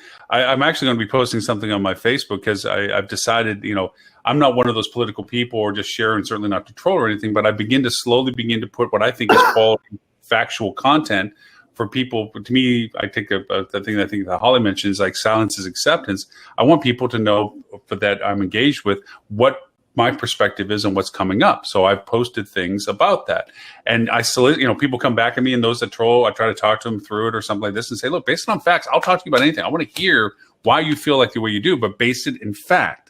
Don't just tell me I suck or I'm full of shit or whatever. Slippery slope, Loren. I guarantee you, if we look at your behavior on social 12 months from now, it's going to be more extreme in a direction. I don't know which. Oh, it's already started. That's what I'm trying to say is that I'm seeing so many posts on it now from people that I don't know or someone associated. You're going to double down on your thoughts, right? You're going to get more extreme because you're feeling attacked by the others, right? And we all feel like we need to belong. We all need a tribe. We all need to feel like we're part of something bigger than us. It's human nature since the beginning of time. This is why you see extreme views, like people really buying into QAnon or flat earthers or chemtrails or whatever it is. You name the conspiracy theory, it's getting more traction. It's becoming more mainstream to the point where mainstream media reports on this stuff for that very reason. Because you start out actually incorporated into what they're saying, right? There's detractors. They shift you and they shift you and they shift you. And the more you shift, the harder the detractors and the more entrenched you get in your opinion. You mean I'm sorry, guys. The Earth isn't flat. Are you telling me this now? Oh no, don't worry about it. I'm sorry, Chess. You're from the north of England. I should explain science. That over there. Yeah, but to my point is, it's like what I'm doing now is if someone just has an opinion, hey, I think this is terrible, I leave it as is. But if someone tries to feed me, I know is non-factual, I've literally gone through the process of unfollowing if I happen to be following them. And if it's shared, I deny the fact that I'll ever have it shared again, which I know is actually amplifying, to your point, Stuart, the severity of what eventually gets posted. And I'm actually beginning to work against it. I was like, this is great because now I actually get to go over and just keep hammering at this stuff because I want to see how bad this gets. I mean, that's why, like I said, Facebook for me, I follow just about everybody usually, and LinkedIn is the one I try to keep pure to my industry and coworkers. And I'm really trying to see how Facebook is working through this whole process. And it really plays exactly what you just said, Stuart. The more I work with it, the more it begins to amplify towards the extremism.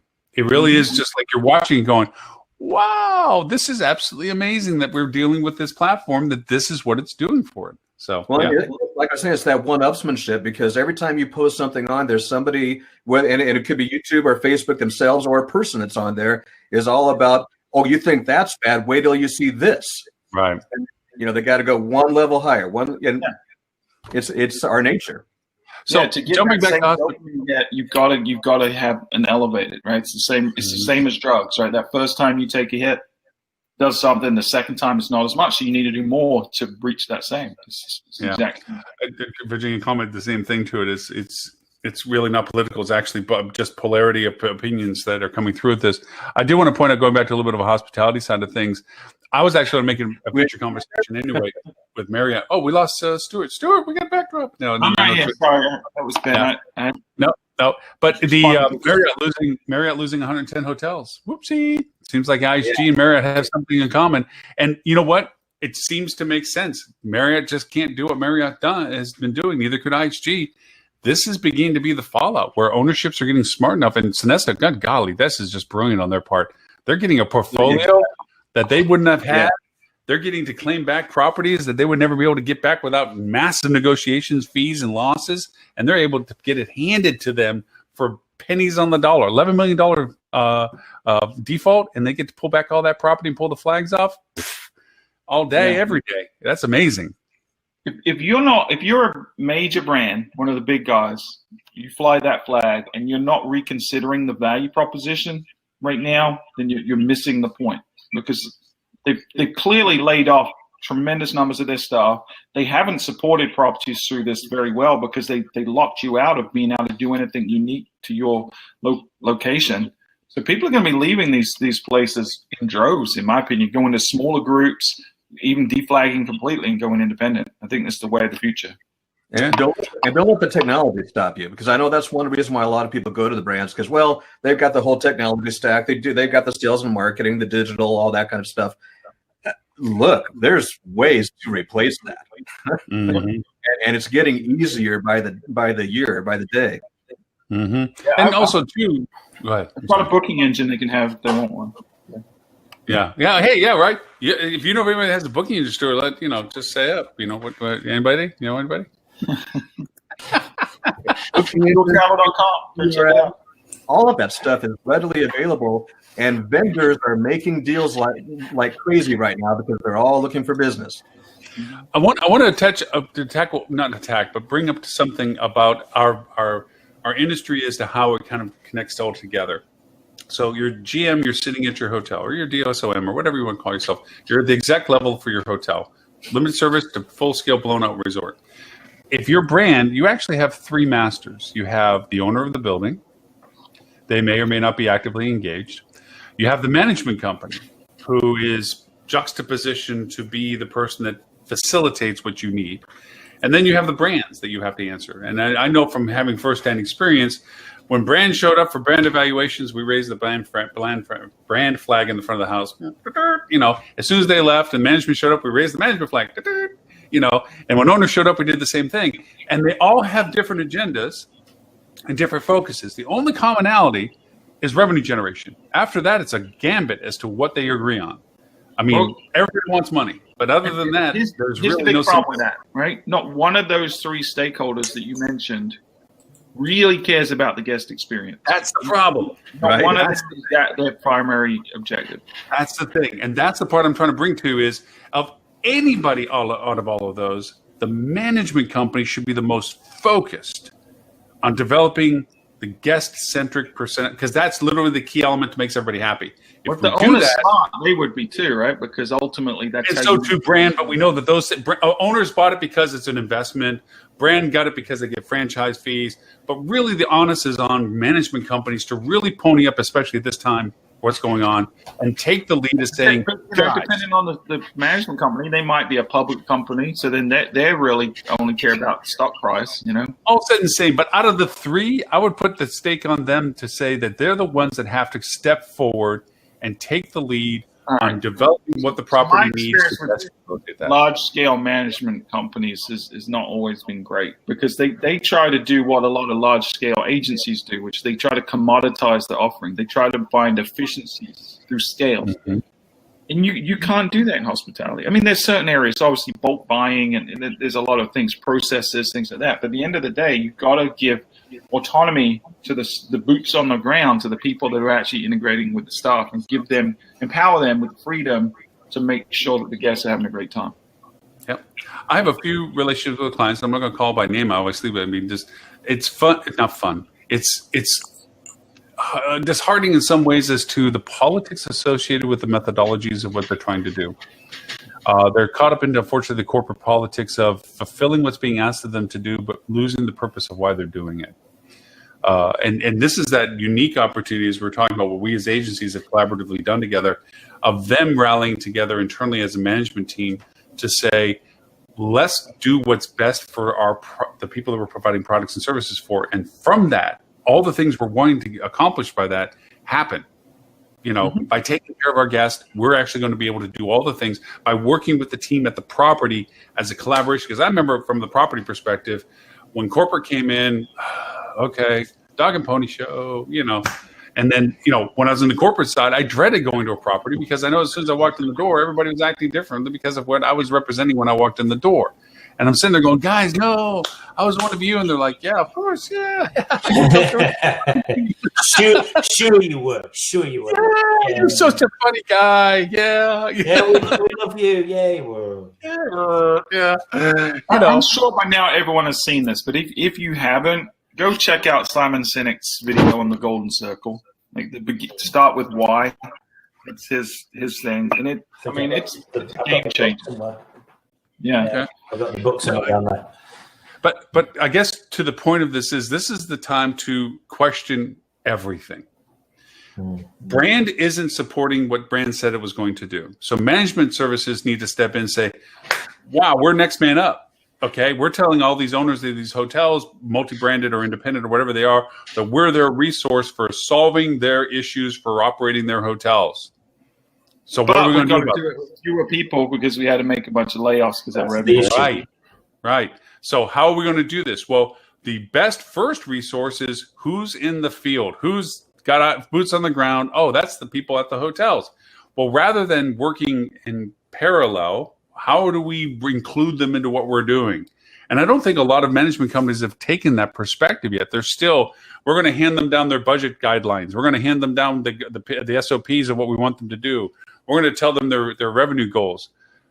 Guys, did you ever think about maybe including them into the conversation? Have them join. And contribute what they can't do.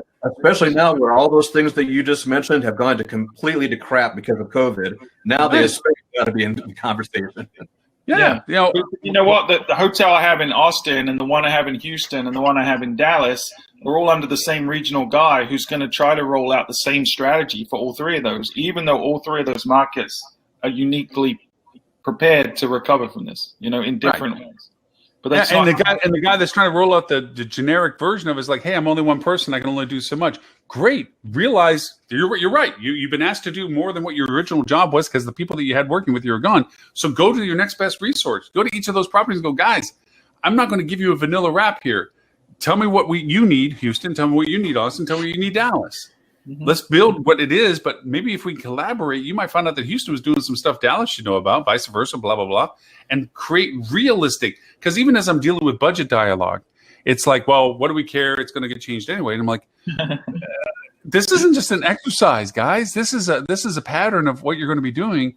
And so, like I said, it's a matter of understanding the value of what you're doing in as much as just the process of doing it. And I think we still have a lot of growing up to do because there's a lot of things that can be done better, obviously, from that process. And I grew up in outside of hospitality as well. Though I worked in hospitality for 20 years, I also did a lot for online retail clients. We had a lot of apparel companies and things like that. They do things completely different. Like it still bewilders me how separated we keep some of the functions of commercial activity. Right? The fact that rates, marketing, and sales are also siloed still it baffles me in a lot of ways. And I'm hoping that COVID is an accelerator to change that. We are seeing more chief commercial officers. We are seeing more collaboration through necessity, right, because of the lack of people. But we've got to get our arms around that these are all symbiotic. They've got to work together. You can't have marketing come up with a strategy and rate come up with a strategy and sales come up with a strategy and then tell operations what you're doing. It needs to be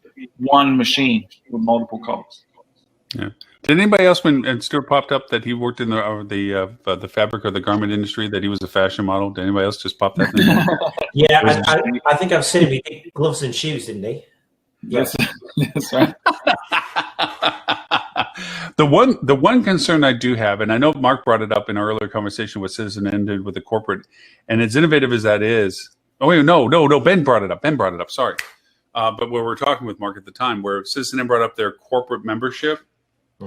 And it is innovative because what you're really basically saying is it's not an LNR and it's not a negotiated. It's anybody that feels that they have a reason to perpetually travel can create a unique relationship with us by signing up.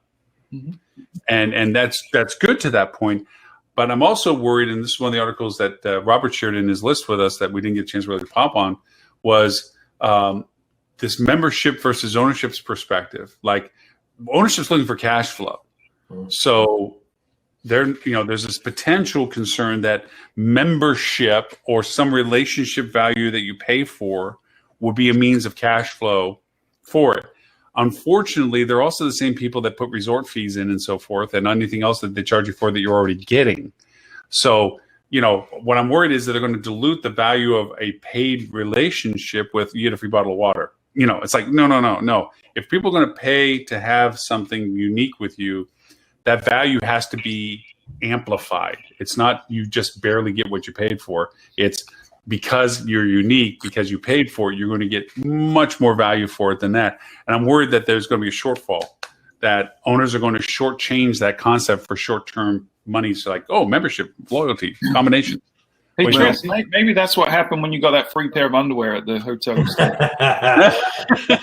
that was a service charge, a value add. Yeah, thanks for that, guys. Yeah. Hey, what happens with these scenarios where you've got people who are your loyal customers? So I used to work at Wyndham, so naturally I was a Wyndham Diamond member, right? Okay. So I had a tendency, I would prefer to stay out of Wyndham brand property, okay? But now I haven't traveled. I haven't gone anywhere a year. Guess what? Come next year, I'm not a Diamond member anymore. So all of my tiered loyal customers haven't traveled, not of their own choice, just because we can, and they've lost status now. Come 2021, what's that do to your loyalty program? Well, it's interesting you've got that, because I know Virgin have just made a change. So Virgin, obviously Virgin are in all different kinds of business sectors. One of the areas that they've got is a credit card. If you were using the card, you get Virgin Air Miles. They've just completely knocked that on the head. It's now just Virgin Points, and they've just announced this week that that those points don't have an expiration date, because they've realised that by having that expiration date on there, they're essentially forcing people into traveling when they may not necessarily want to travel, where there may not be the ability to travel, and it's obviously going to affect one of their leading areas. I mean, we're talking about e-commerce here, credit card transactions, things like that. So they had to pivot. They've had to change their entire business model and the entire reason why they do it. And I think if other businesses and other airlines or hotels don't recognize this and see that this is actually an issue that we're all kind of stuck in, especially the potential visitors to their property, there's a potentially that they're going to lose customers based on that. The whole loyalty programs, all it takes is one person, one business to turn around and say, well, actually, I can go and take all of those loyalty points. I'll come over to us. Come over to us. Here's a loyalty environment. Even though, all right, you can't do anything about it now, but when it does return, I will honour the points that you've got with a different hotel. You're going to pick up a lot of business there if the points, like you say, that Wyndham are going to lose out. And again, I know we've got the idea about collaboration, but I don't know. I think there's an opportunity if people don't wake up a bit. No, it's not just about the points; it's about the status. And I don't care whether it be Wyndham, Marriott, American Airlines, whatever it may be. There are perks to having status with those airlines and hotel companies and so on. And if you haven't traveled and you're going to lose status in 2021, now it's all fair game, right? Yeah, exactly. I would have gone to that brand or that airline because of my status, and I don't have it anymore. So guess what? Open territory. Yeah. I think you're going to see more and more people do rollover status as an extension. I think they have to. They have to. Otherwise, they're going to lose business. It's the right thing to do, and if they don't, they're going to be screwed. So, Stuart's heard me say this before. When people did a few years back, what we did was to incentivize them to return to the resort. It's just one resort. It wasn't like they could go to a bunch of places. We created a status level, 3 levels. And everybody that came was immediately given the second highest status level. First, the highest status level was really unattainable. You had to be there and it was very, very moderate threshold for them to come over. We basically looked at all of our CRM, saw people that came for at least 5 days out of the year or 3 trips a year, or whatever it was our base criteria to it. It's getting a little fuzzier as time goes by. But what we did was we reached out to them and said, congratulations, you're at our, I forget what we even called it now, silver level. And this allowed them certain things and certain, expedience to this and this and this. And it was value proposition. It wasn't just made up stuff. There was a lot of value propositions to it, priorities for things and so forth, and a discount to the food and beverage and plus credit and all this other thing. And we did that for everybody that checked in because the value was to get them back, increase their frequency, or if anything, to acknowledge the frequency they already existed, but to make them feel unique compared to just, I picked the place to go to and I went there. That's one thing. The other is and this goes back to something earlier on that when we were talking about the big boxes in downtown, take a negative, make it a positive. Dean, to your point, you were one of those guys that made that level. Likelihood is, as time goes forward, you're going to start sliding back into that seat again and going off and doing things. So regardless of whether or not I have 100,000 hotels for you to visit with my membership program or not, I will acknowledge your priority and just simply say, if you were that level at that for whoever, whether you were diamond with Marriott or platinum with Hilton or whatever, you come in, you're VIP. Okay. This is your code. You're VIP. Even if I have one hotel, you're VIP. You know why? Because if I can get you to believe that I'm always going to take care of you, when you come back to my market, you're going to come and stay with me, because I'm always going to acknowledge the value that you are a traveler that reached those levels with other people. What's in it for me not to go over and give you the same value proposition with me, even if I'm only one hotel? Well, and several years ago, Virgin Hotels did something very similar to that, actually, where they would say that, number one, come over, we'll match your status. But not only that, as you sign up for our program, that first stay, we're going to give you actually just a taste of it, that top tier service category, or whatever they called there. So for that first day, you were a platinum, diamond, whatever it might be, and you got a taste of it. And, it was pretty cool, right? So now you want to earn your way back to that. You know, it's the drug dealer philosophy, right? I'm going to give you a taste of it, get you addicted to it, and get you coming back for more. Yep. We've said it So many what I times. just said is Dean said everyone needs to sell drugs to keep them busy. I thought Tristan wrote a book about that, about how to get a wife. I don't know. Maybe I'm confusing authors. Well, speaking of wives, Ben has actually messaged me, and he has said he still got in trouble. He had to offer wine as reparation. So That's okay. Wine, it smooths over all things. It's That's wine. a requirement in my life. I did something. Yeah. Hey guys, I got to jump. I have a client pinging me, so I got to go. Stuart, thank you for jumping in today. For those, but I know you're coming up with another iteration of your survey. As soon as that comes up, obviously, please bring Melissa back. Yeah, I think this is going to be the final one for a little while. I think we're going to give it a little break. Let we kind of burned through our list pretty hard over the last 20 so weeks. So this is volume 10 of the Pure Hotel Sentiment Study. Some interesting stuff. Yeah, but we're going to take a little break. We're going to kind of take the time to really look at this longitudinal study and say, what have we learned? Because we're spitting out data so much, and there's a lot of insight that we haven't really been able to unpack yet. So how can we really leverage this data and help the industry? So I think that's the next phase of it. But it should hit our blog, fueltravel.com/blog, by Wednesday of next week. So hopefully the show next week. To jump to conclusions on thin line data, I'm your guy. I mean, I can look at something in 2 seconds, give you an opinion. So, I'm good. And I will say, so we talked about the podcast, fueltravel.com/podcast. We're recording an episode this week on the cookieless world. But then next week, we're going to do we've never done this on the show before. We're all going to watch the new documentary on Netflix called The Social Dilemma. And it kind of ties into what we were talking about earlier. We're all going to watch that, and then we're going to have an episode where we kind of comment on that show. So anyone that's interested, go watch that. Mystery Science Theater 3000, where you go and just watch the movie and talk. Yeah, it's going to be director's commentary, but we're not the directors. That's awesome. It sounds a bit like, Stuart. It's going to be like the fan zone. I don't know whether I think you have it over in America, but basically, just watching the spots and listening to the fans commentate on that. It's hilarious. It's great to watch. I get the feeling it's going to be the same for you guys. It is, and I might accidentally think I was supposed to watch a Star Wars movie and comment on that as much as I do the Social Dilemma. So we'll yeah. Awesome. That's coming in the next couple weeks. But we got 163 episodes of the podcast you can download. We've been talking a lot about how to recover from COVID. So fueltravel.com/podcast, or just search for Hotel Marketing Podcast. You'll see it anywhere you get podcasts. And then if you want software, we've got some killer solutions for online booking. If you're worried about cross-domain tracking, you don't have to with our booking engine. It beds right within the URL of your website. It's really cool. So none of that nonsense you have to deal with. Yeah. We have a CRM, which is getting a lot of traction right now. A lot of people are realizing that you've got to double down on your owned assets, and emailing to your database is the way to do it.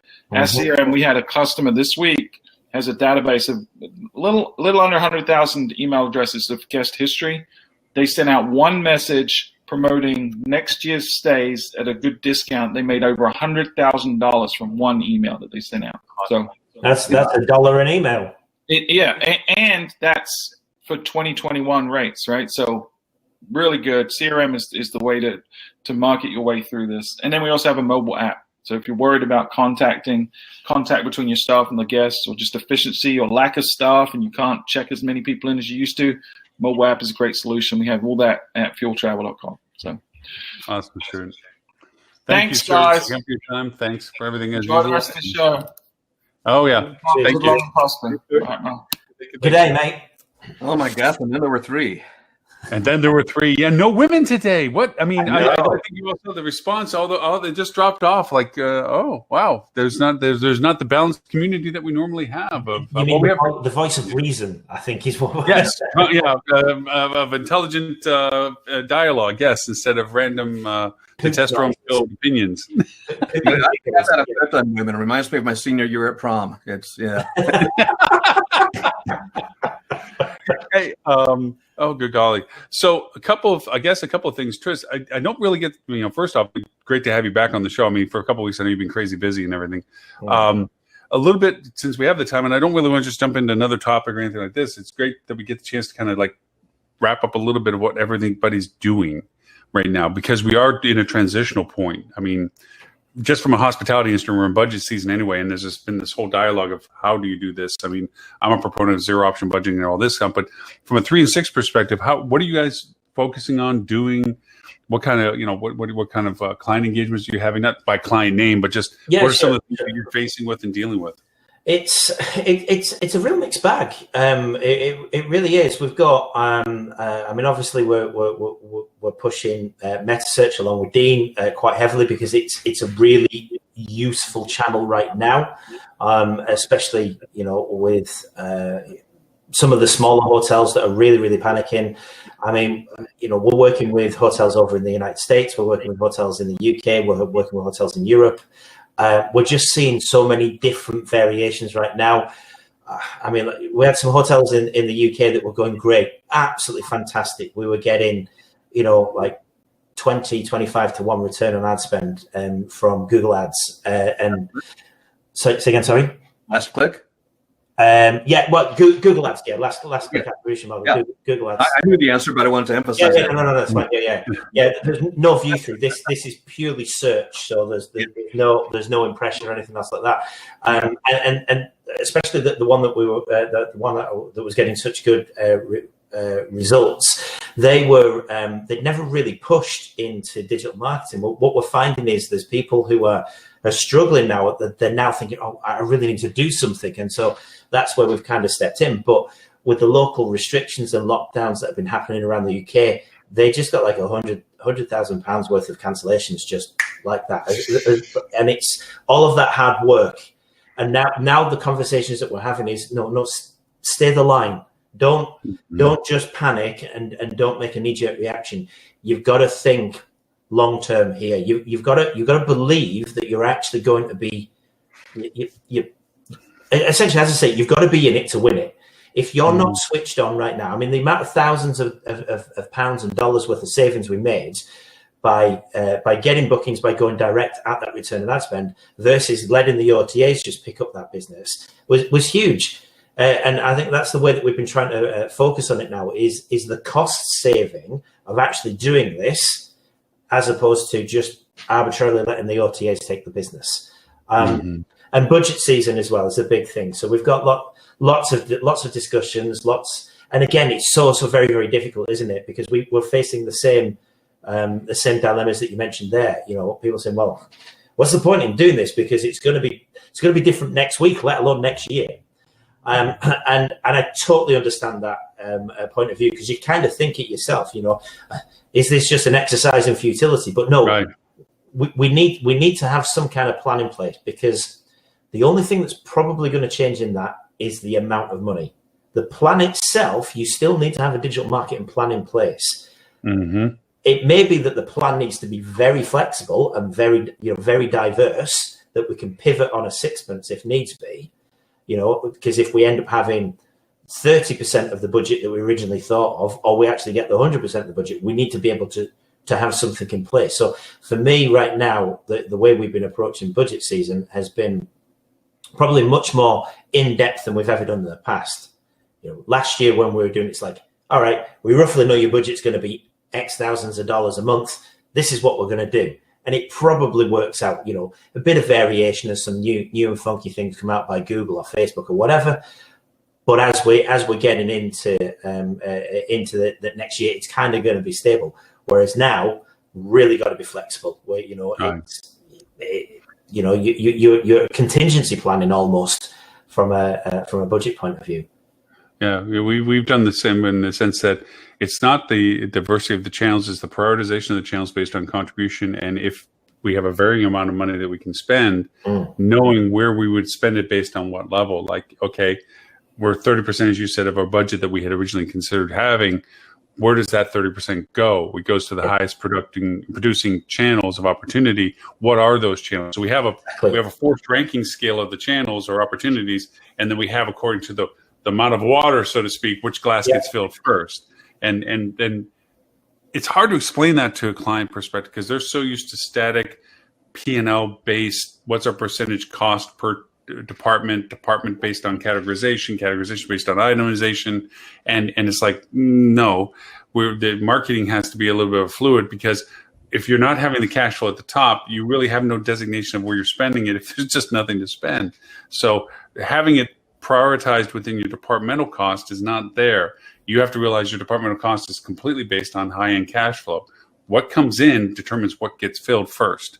Like you see on social, if you pour the water here, which cup gets filled first? You're almost like that, where it's like, look, which one is it that you need to do? Well, you need to refuel the engine, okay, before you worry about drinking it. You got to make sure you put back into it a little bit, so that you're right. It is completely linked, and it's really interesting to see that the approach for the hospitality industry. I mean, I've long subscribed to the fact that the approach that the hospitality industry takes to direct marketing is too rigid. It's incorrect. It needs to be a lot more flexible. Almost see, and I hate saying this, but almost see that your direct channel as being another OTA, because you wouldn't put a cap on an OTA in terms of how much business that they would that they would bring in if they're filling up your hotel. You'd never really put a huge amount of cap on it. Yet they'll put a cap on probably one of the cheapest areas to get that business in the first place. And I've never understood that. It should be, hey, look, we're getting a 10 to 1 return on ad spend, a 12 or 15 to 1, whatever it may be. For me, there shouldn't be a cutoff for your budget. If you're going great guns, keep throwing money at it, because this is business sense. You look at e-commerce world, and the hotel industry is an e-commerce industry, whether we like it or not. You look at e-commerce world out there. They will not put a cap on your budget. If you're bringing, as quick as I can make something and sell it out there, if you can get me more sales, I'm going to make more things, and we're selling it online in an e-commerce point of view. But the hospitality world, I don't know that it goes back to that compartmentalization, that silo aspect of sales, marketing, and revenue management all being the budget volleyball game. Whose budget is it? Exactly. Exactly, indeed. I had some success with an older owner when I was trying to discuss this. I said, would you rather worry if you had your last dollar to spend that the lit billboard 25 miles up the road stayed lit, or the light that's sitting on your building stay lit? And he's like, well, I want the sign on my building to stay lit so when they see me, they can pull in. I'm like, exactly what direct marketing is compared to paying somebody else. Yeah. Okay. You're making sure people can find you. That's what you're doing. Keeping the billboard up the road. Sure, it's valuable. I'm not saying it's not, but if you had your last dollar and you can only spend it on one, it's better to have the billboard lit that they drive in. It's a dark building. And you're going, oh, maybe I shouldn't have, or is it that maybe they didn't see the billboard, but they're looking and they see you and they come to you. So that even goes down to the SEO level. Like, are you doing what you need to do to show up for yourself? Even if you don't have a dollar to spend to pay for somebody to see you, are you still doing what you need to show up for yourself for that? But and again, it's just a mind shift. It really is, and I think in future years, I don't think we're going to have as much of a problem with this, because I believe that to be a revenue manager now, you actually have to be a digital marketer and a salesperson all wrapped up in one. Oh yeah, you've got to understand that. Gone are the days of just being a revenue manager and that's all that you deal with. And you look at the younger generations that are coming through. They're growing up with so many different sources, so many different platforms now that, I mean, I look at my kids. My kids are 9 and 13. They don't watch television. You know, they don't watch television. They watch a portable device. It's, you know, an iPad or whatever it's going to be, and they're not watching mainstream channels. They're not watching. You know, they're watching YouTube. Yeah. You know, they're watching a totally different. My 13-year-old daughter, you know, on TikTok, as with all of her friends, it's just. I mean, that's a different matter. Trying to speak to a 13-year-old girl at the moment without her waving her arms at you is really difficult. But you know what? I was just talking to UNT, their hospitality class, and I do it every year for Dr. Lee. And there was 8 people in the class. And, you know, what do you talk to them about? Here they've picked a profession or an industry that is literally laying people off and letting people go. People that have experience, people that have been doing things. And they're sitting there, you're looking, going, did I back the wrong horse? And I'm trying to tell them, it's like, please understand. You look at the bright side of this, and you may not think there is one. You are learning what 80% of the current management in our industry didn't know up until this COVID, and that was how to handle downturn. You're living through a time. The skills that you're learning by learning what you are right now is going to make you so much better in the future when whatever is the next thing that impacts our industry negatively after we rebound or do whatever we do, okay? You have a skill set. You have a toolkit that says, I remember learning about, or I was in that time when, because right now, all the people that lived through 9/11, that lived through 08, even as far back as 95 and all the rest of it, we're drawing on, I remember the day, yeah, nobody was walking in my door, you know, I had to go, you know, I wind up the fax machine, you know, whatever, you know, but you're learning a skill set that everybody else painfully hasn't. The people that aren't working right now are impacted because the people didn't know what to do about this or couldn't do anything about this justifiably. And they're out having to relearn a new skill because they always lived in an uptick economy. Yeah. So it's interesting you say that, because I saw something on LinkedIn, I think it was today, and I forget who posted it, but it was a really interesting post. It's like, however many trillions of dollars have been lost due to external influences, disasters, you know, as you mentioned, 9/11, this, that, and the other. And it highlighted all of them and rolled it up as a total number. It was an eye-wateringly big number. There were so many zeros, I wouldn't even know where to start. But it said 21% of that revenue or business that was lost or affected by the downturn has happened in the last 3 years. So we're living in a time that's really, really difficult. I mean, because we just had the financial crisis. We've now got this. It's a really tough time. But once we come out the back of this, and we will come out the back of this, you're absolutely right. The skill sets that you learn are 100%. They're going to be invaluable. Maybe we're going to be a little bit cautious. Maybe you might find that there's going to be large companies out there that are built on solid foundations as opposed to hopes and sticky back plastic. You know, it's like look, even something locally here. The car rental company Hertz is based down by where I live here, and the employees had to actually petition the court to stop the current way that they were handling bankruptcy because the executives that drove them into bankruptcy were getting $51 million worth of bonuses. Okay, guys. You know, maybe we have to take a whole valuation. The CEO is getting paid thousands of times more than the most common employee gets paid for their same company. You know, in the United States is a huge thing. Like, we have to be a little bit more fiscally related to the people that run it versus the people that are doing the work. Who knows what might come out of us? What I'm really saying is that there's such a variety of things. Well, this might be that CEO pay gap has been getting bigger and bigger and bigger, and it's been accelerating because the times have been more prosperous. Right. It'd be interesting to see how much it decelerates. It will be very interesting to see. But I think, sorry, one last thing. We've been playing. We're playing a long game at 3 and 6. That's what we decided to do. Obviously, yeah, everything that everyone's saying, you know, helping out our clients, doing what we can, you know, charging where we can charge, where it's realistic to charge or reasonable to charge, or just helping out wherever we can. But the long game that we're doing is we're looking at this now because there's the landscape of the hospitality industry has changed forever. There's no two ways about it. Hotels that existed may not exist in 2021, 2022. No, they may not. They may, you know, sadly that may be the case. But it also goes for the same for hospitality tech companies, hospitality service companies, all of the feeder markets that go into the hotel industry. That's all going to change. So we're backing ourselves. So right now we're building out our digital marketing portfolio, our software portfolio, because we want to look at it from a tech point of view as well as a service point of view. And we're looking at 2022, 2023. That's where we're aiming. That's where things are going to ultimately come good for us and our clients. At a scale level. Obviously, if someone wants to speak to us now, but yeah, we can happily show it because we've got some really cool things that we're currently working on in the hidden dark depths of our development rooms right now. Yeah, yes, indeed. And I'm thinking, the one. I've got a developer in the room over there. There's no windows in there. I just throw him a pizza every now and again. Just every once in a while, just some food into the dark room.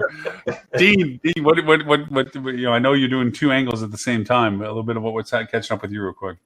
Yeah, well, actually, interestingly enough, we were just talking about the whole budget thing. Actually, I did a webinar series with Epic Revenue Consultants. We just released the second installment of that. You'll see it on LinkedIn. You can look me up on LinkedIn or look them up and you'll find that. And it talked about budgets. And one of the things that we talked about was the fact that, look, if you're, just like what Tris was saying, if you're hitting a 10, 12, 15 to 1 return on your ad spend, or let's talk about it as a cost of sale, because that's a better apples to apples. So if you've got a 12% cost of sale coming off of Meta, and you had a 15% cost of sale coming off of your OTAs, why would you ever shut off your Meta and decide, no, instead I'd rather take that from the OTA at an extra 3%? That just philosophically doesn't make sense. Now, that's philosophical. Reality is we have marketing budgets, right? And so we talk a little bit about how to deal with those marketing budgets. But the whole point of Basecamp Meta was really to provide that educational resource, because when we talk about the industry right now, and we talked about this earlier, right? A lot of people have to be cross-trained. That revenue manager didn't have to do digital marketing before. Guess what? Now all of a sudden you do, right? So how do they do that digital marketing, at least the metasearch part of it? Or you have a digital agency that has spent years doing search engine marketing. They're really good at that. And now their client came to them and said, yeah, we fired all our people. I need you to do our Meta for us. And they're going, yeah, we can do that. Can we? Right? Yeah. So we're doing it with Basecamp Meta is to provide that resource to help whether it be hoteliers or digital agencies to understand how to work with metasearch. And we're putting together a paid series of webinars, but we can also do the consulting, the training, and so forth to help you with that. The other side is on our metasearchmarketing.com, where there's a lot of really good agencies out there right now that do metasearch, vendors like Cody and Derbysoft and Whip and on down the line. And by no means are we trying to compete with any of them, because they're really good at what they do. And I'd be silly to attempt to be their competition, but instead to help you as a hotel understand what is the right technology fit for me based upon my individual needs and what I'm trying to do, who is the best one, and with a very platform agnostic approach to that. But then as I was putting that together, I also realized there was a huge gap. And that is that if I'm trying to help that 10-room bed and breakfast or boutique hotel and small independents, it is really hard to find that technology match for them. And so I really wanted to identify what is their opportunity. How do we get that little bed and breakfast connected into just Google? I'm just talking about Google here because they're the big dog in the room when we talk about Meta. If I was talking to a big resort hotel, I'd talk about cross-channel optimization, all of the other channels they ought to be in and so forth. But for that small little property, I want to talk about getting you live in Google and finding a way to do that at a price point that's not going to break the bank, because actually doing it is not hard. If I am willing to pay $600 a month for it, yeah, I can find you a way to do that. But that's not practical, right? If you've got 10 rooms in your property. So finding a way to do that in a manner that is practical and that could be done with little to no integration, because, oh, by the way, you may not have an integratable system. Your booking engine may not be integratable. How do we deal with that? Figured out a solution. So I won't go down that rabbit hole right now, but reach out to us. We can tell you more. Awesome. Two announcements. Tris, I don't know whether Ben shared this with you. Dean already knows this.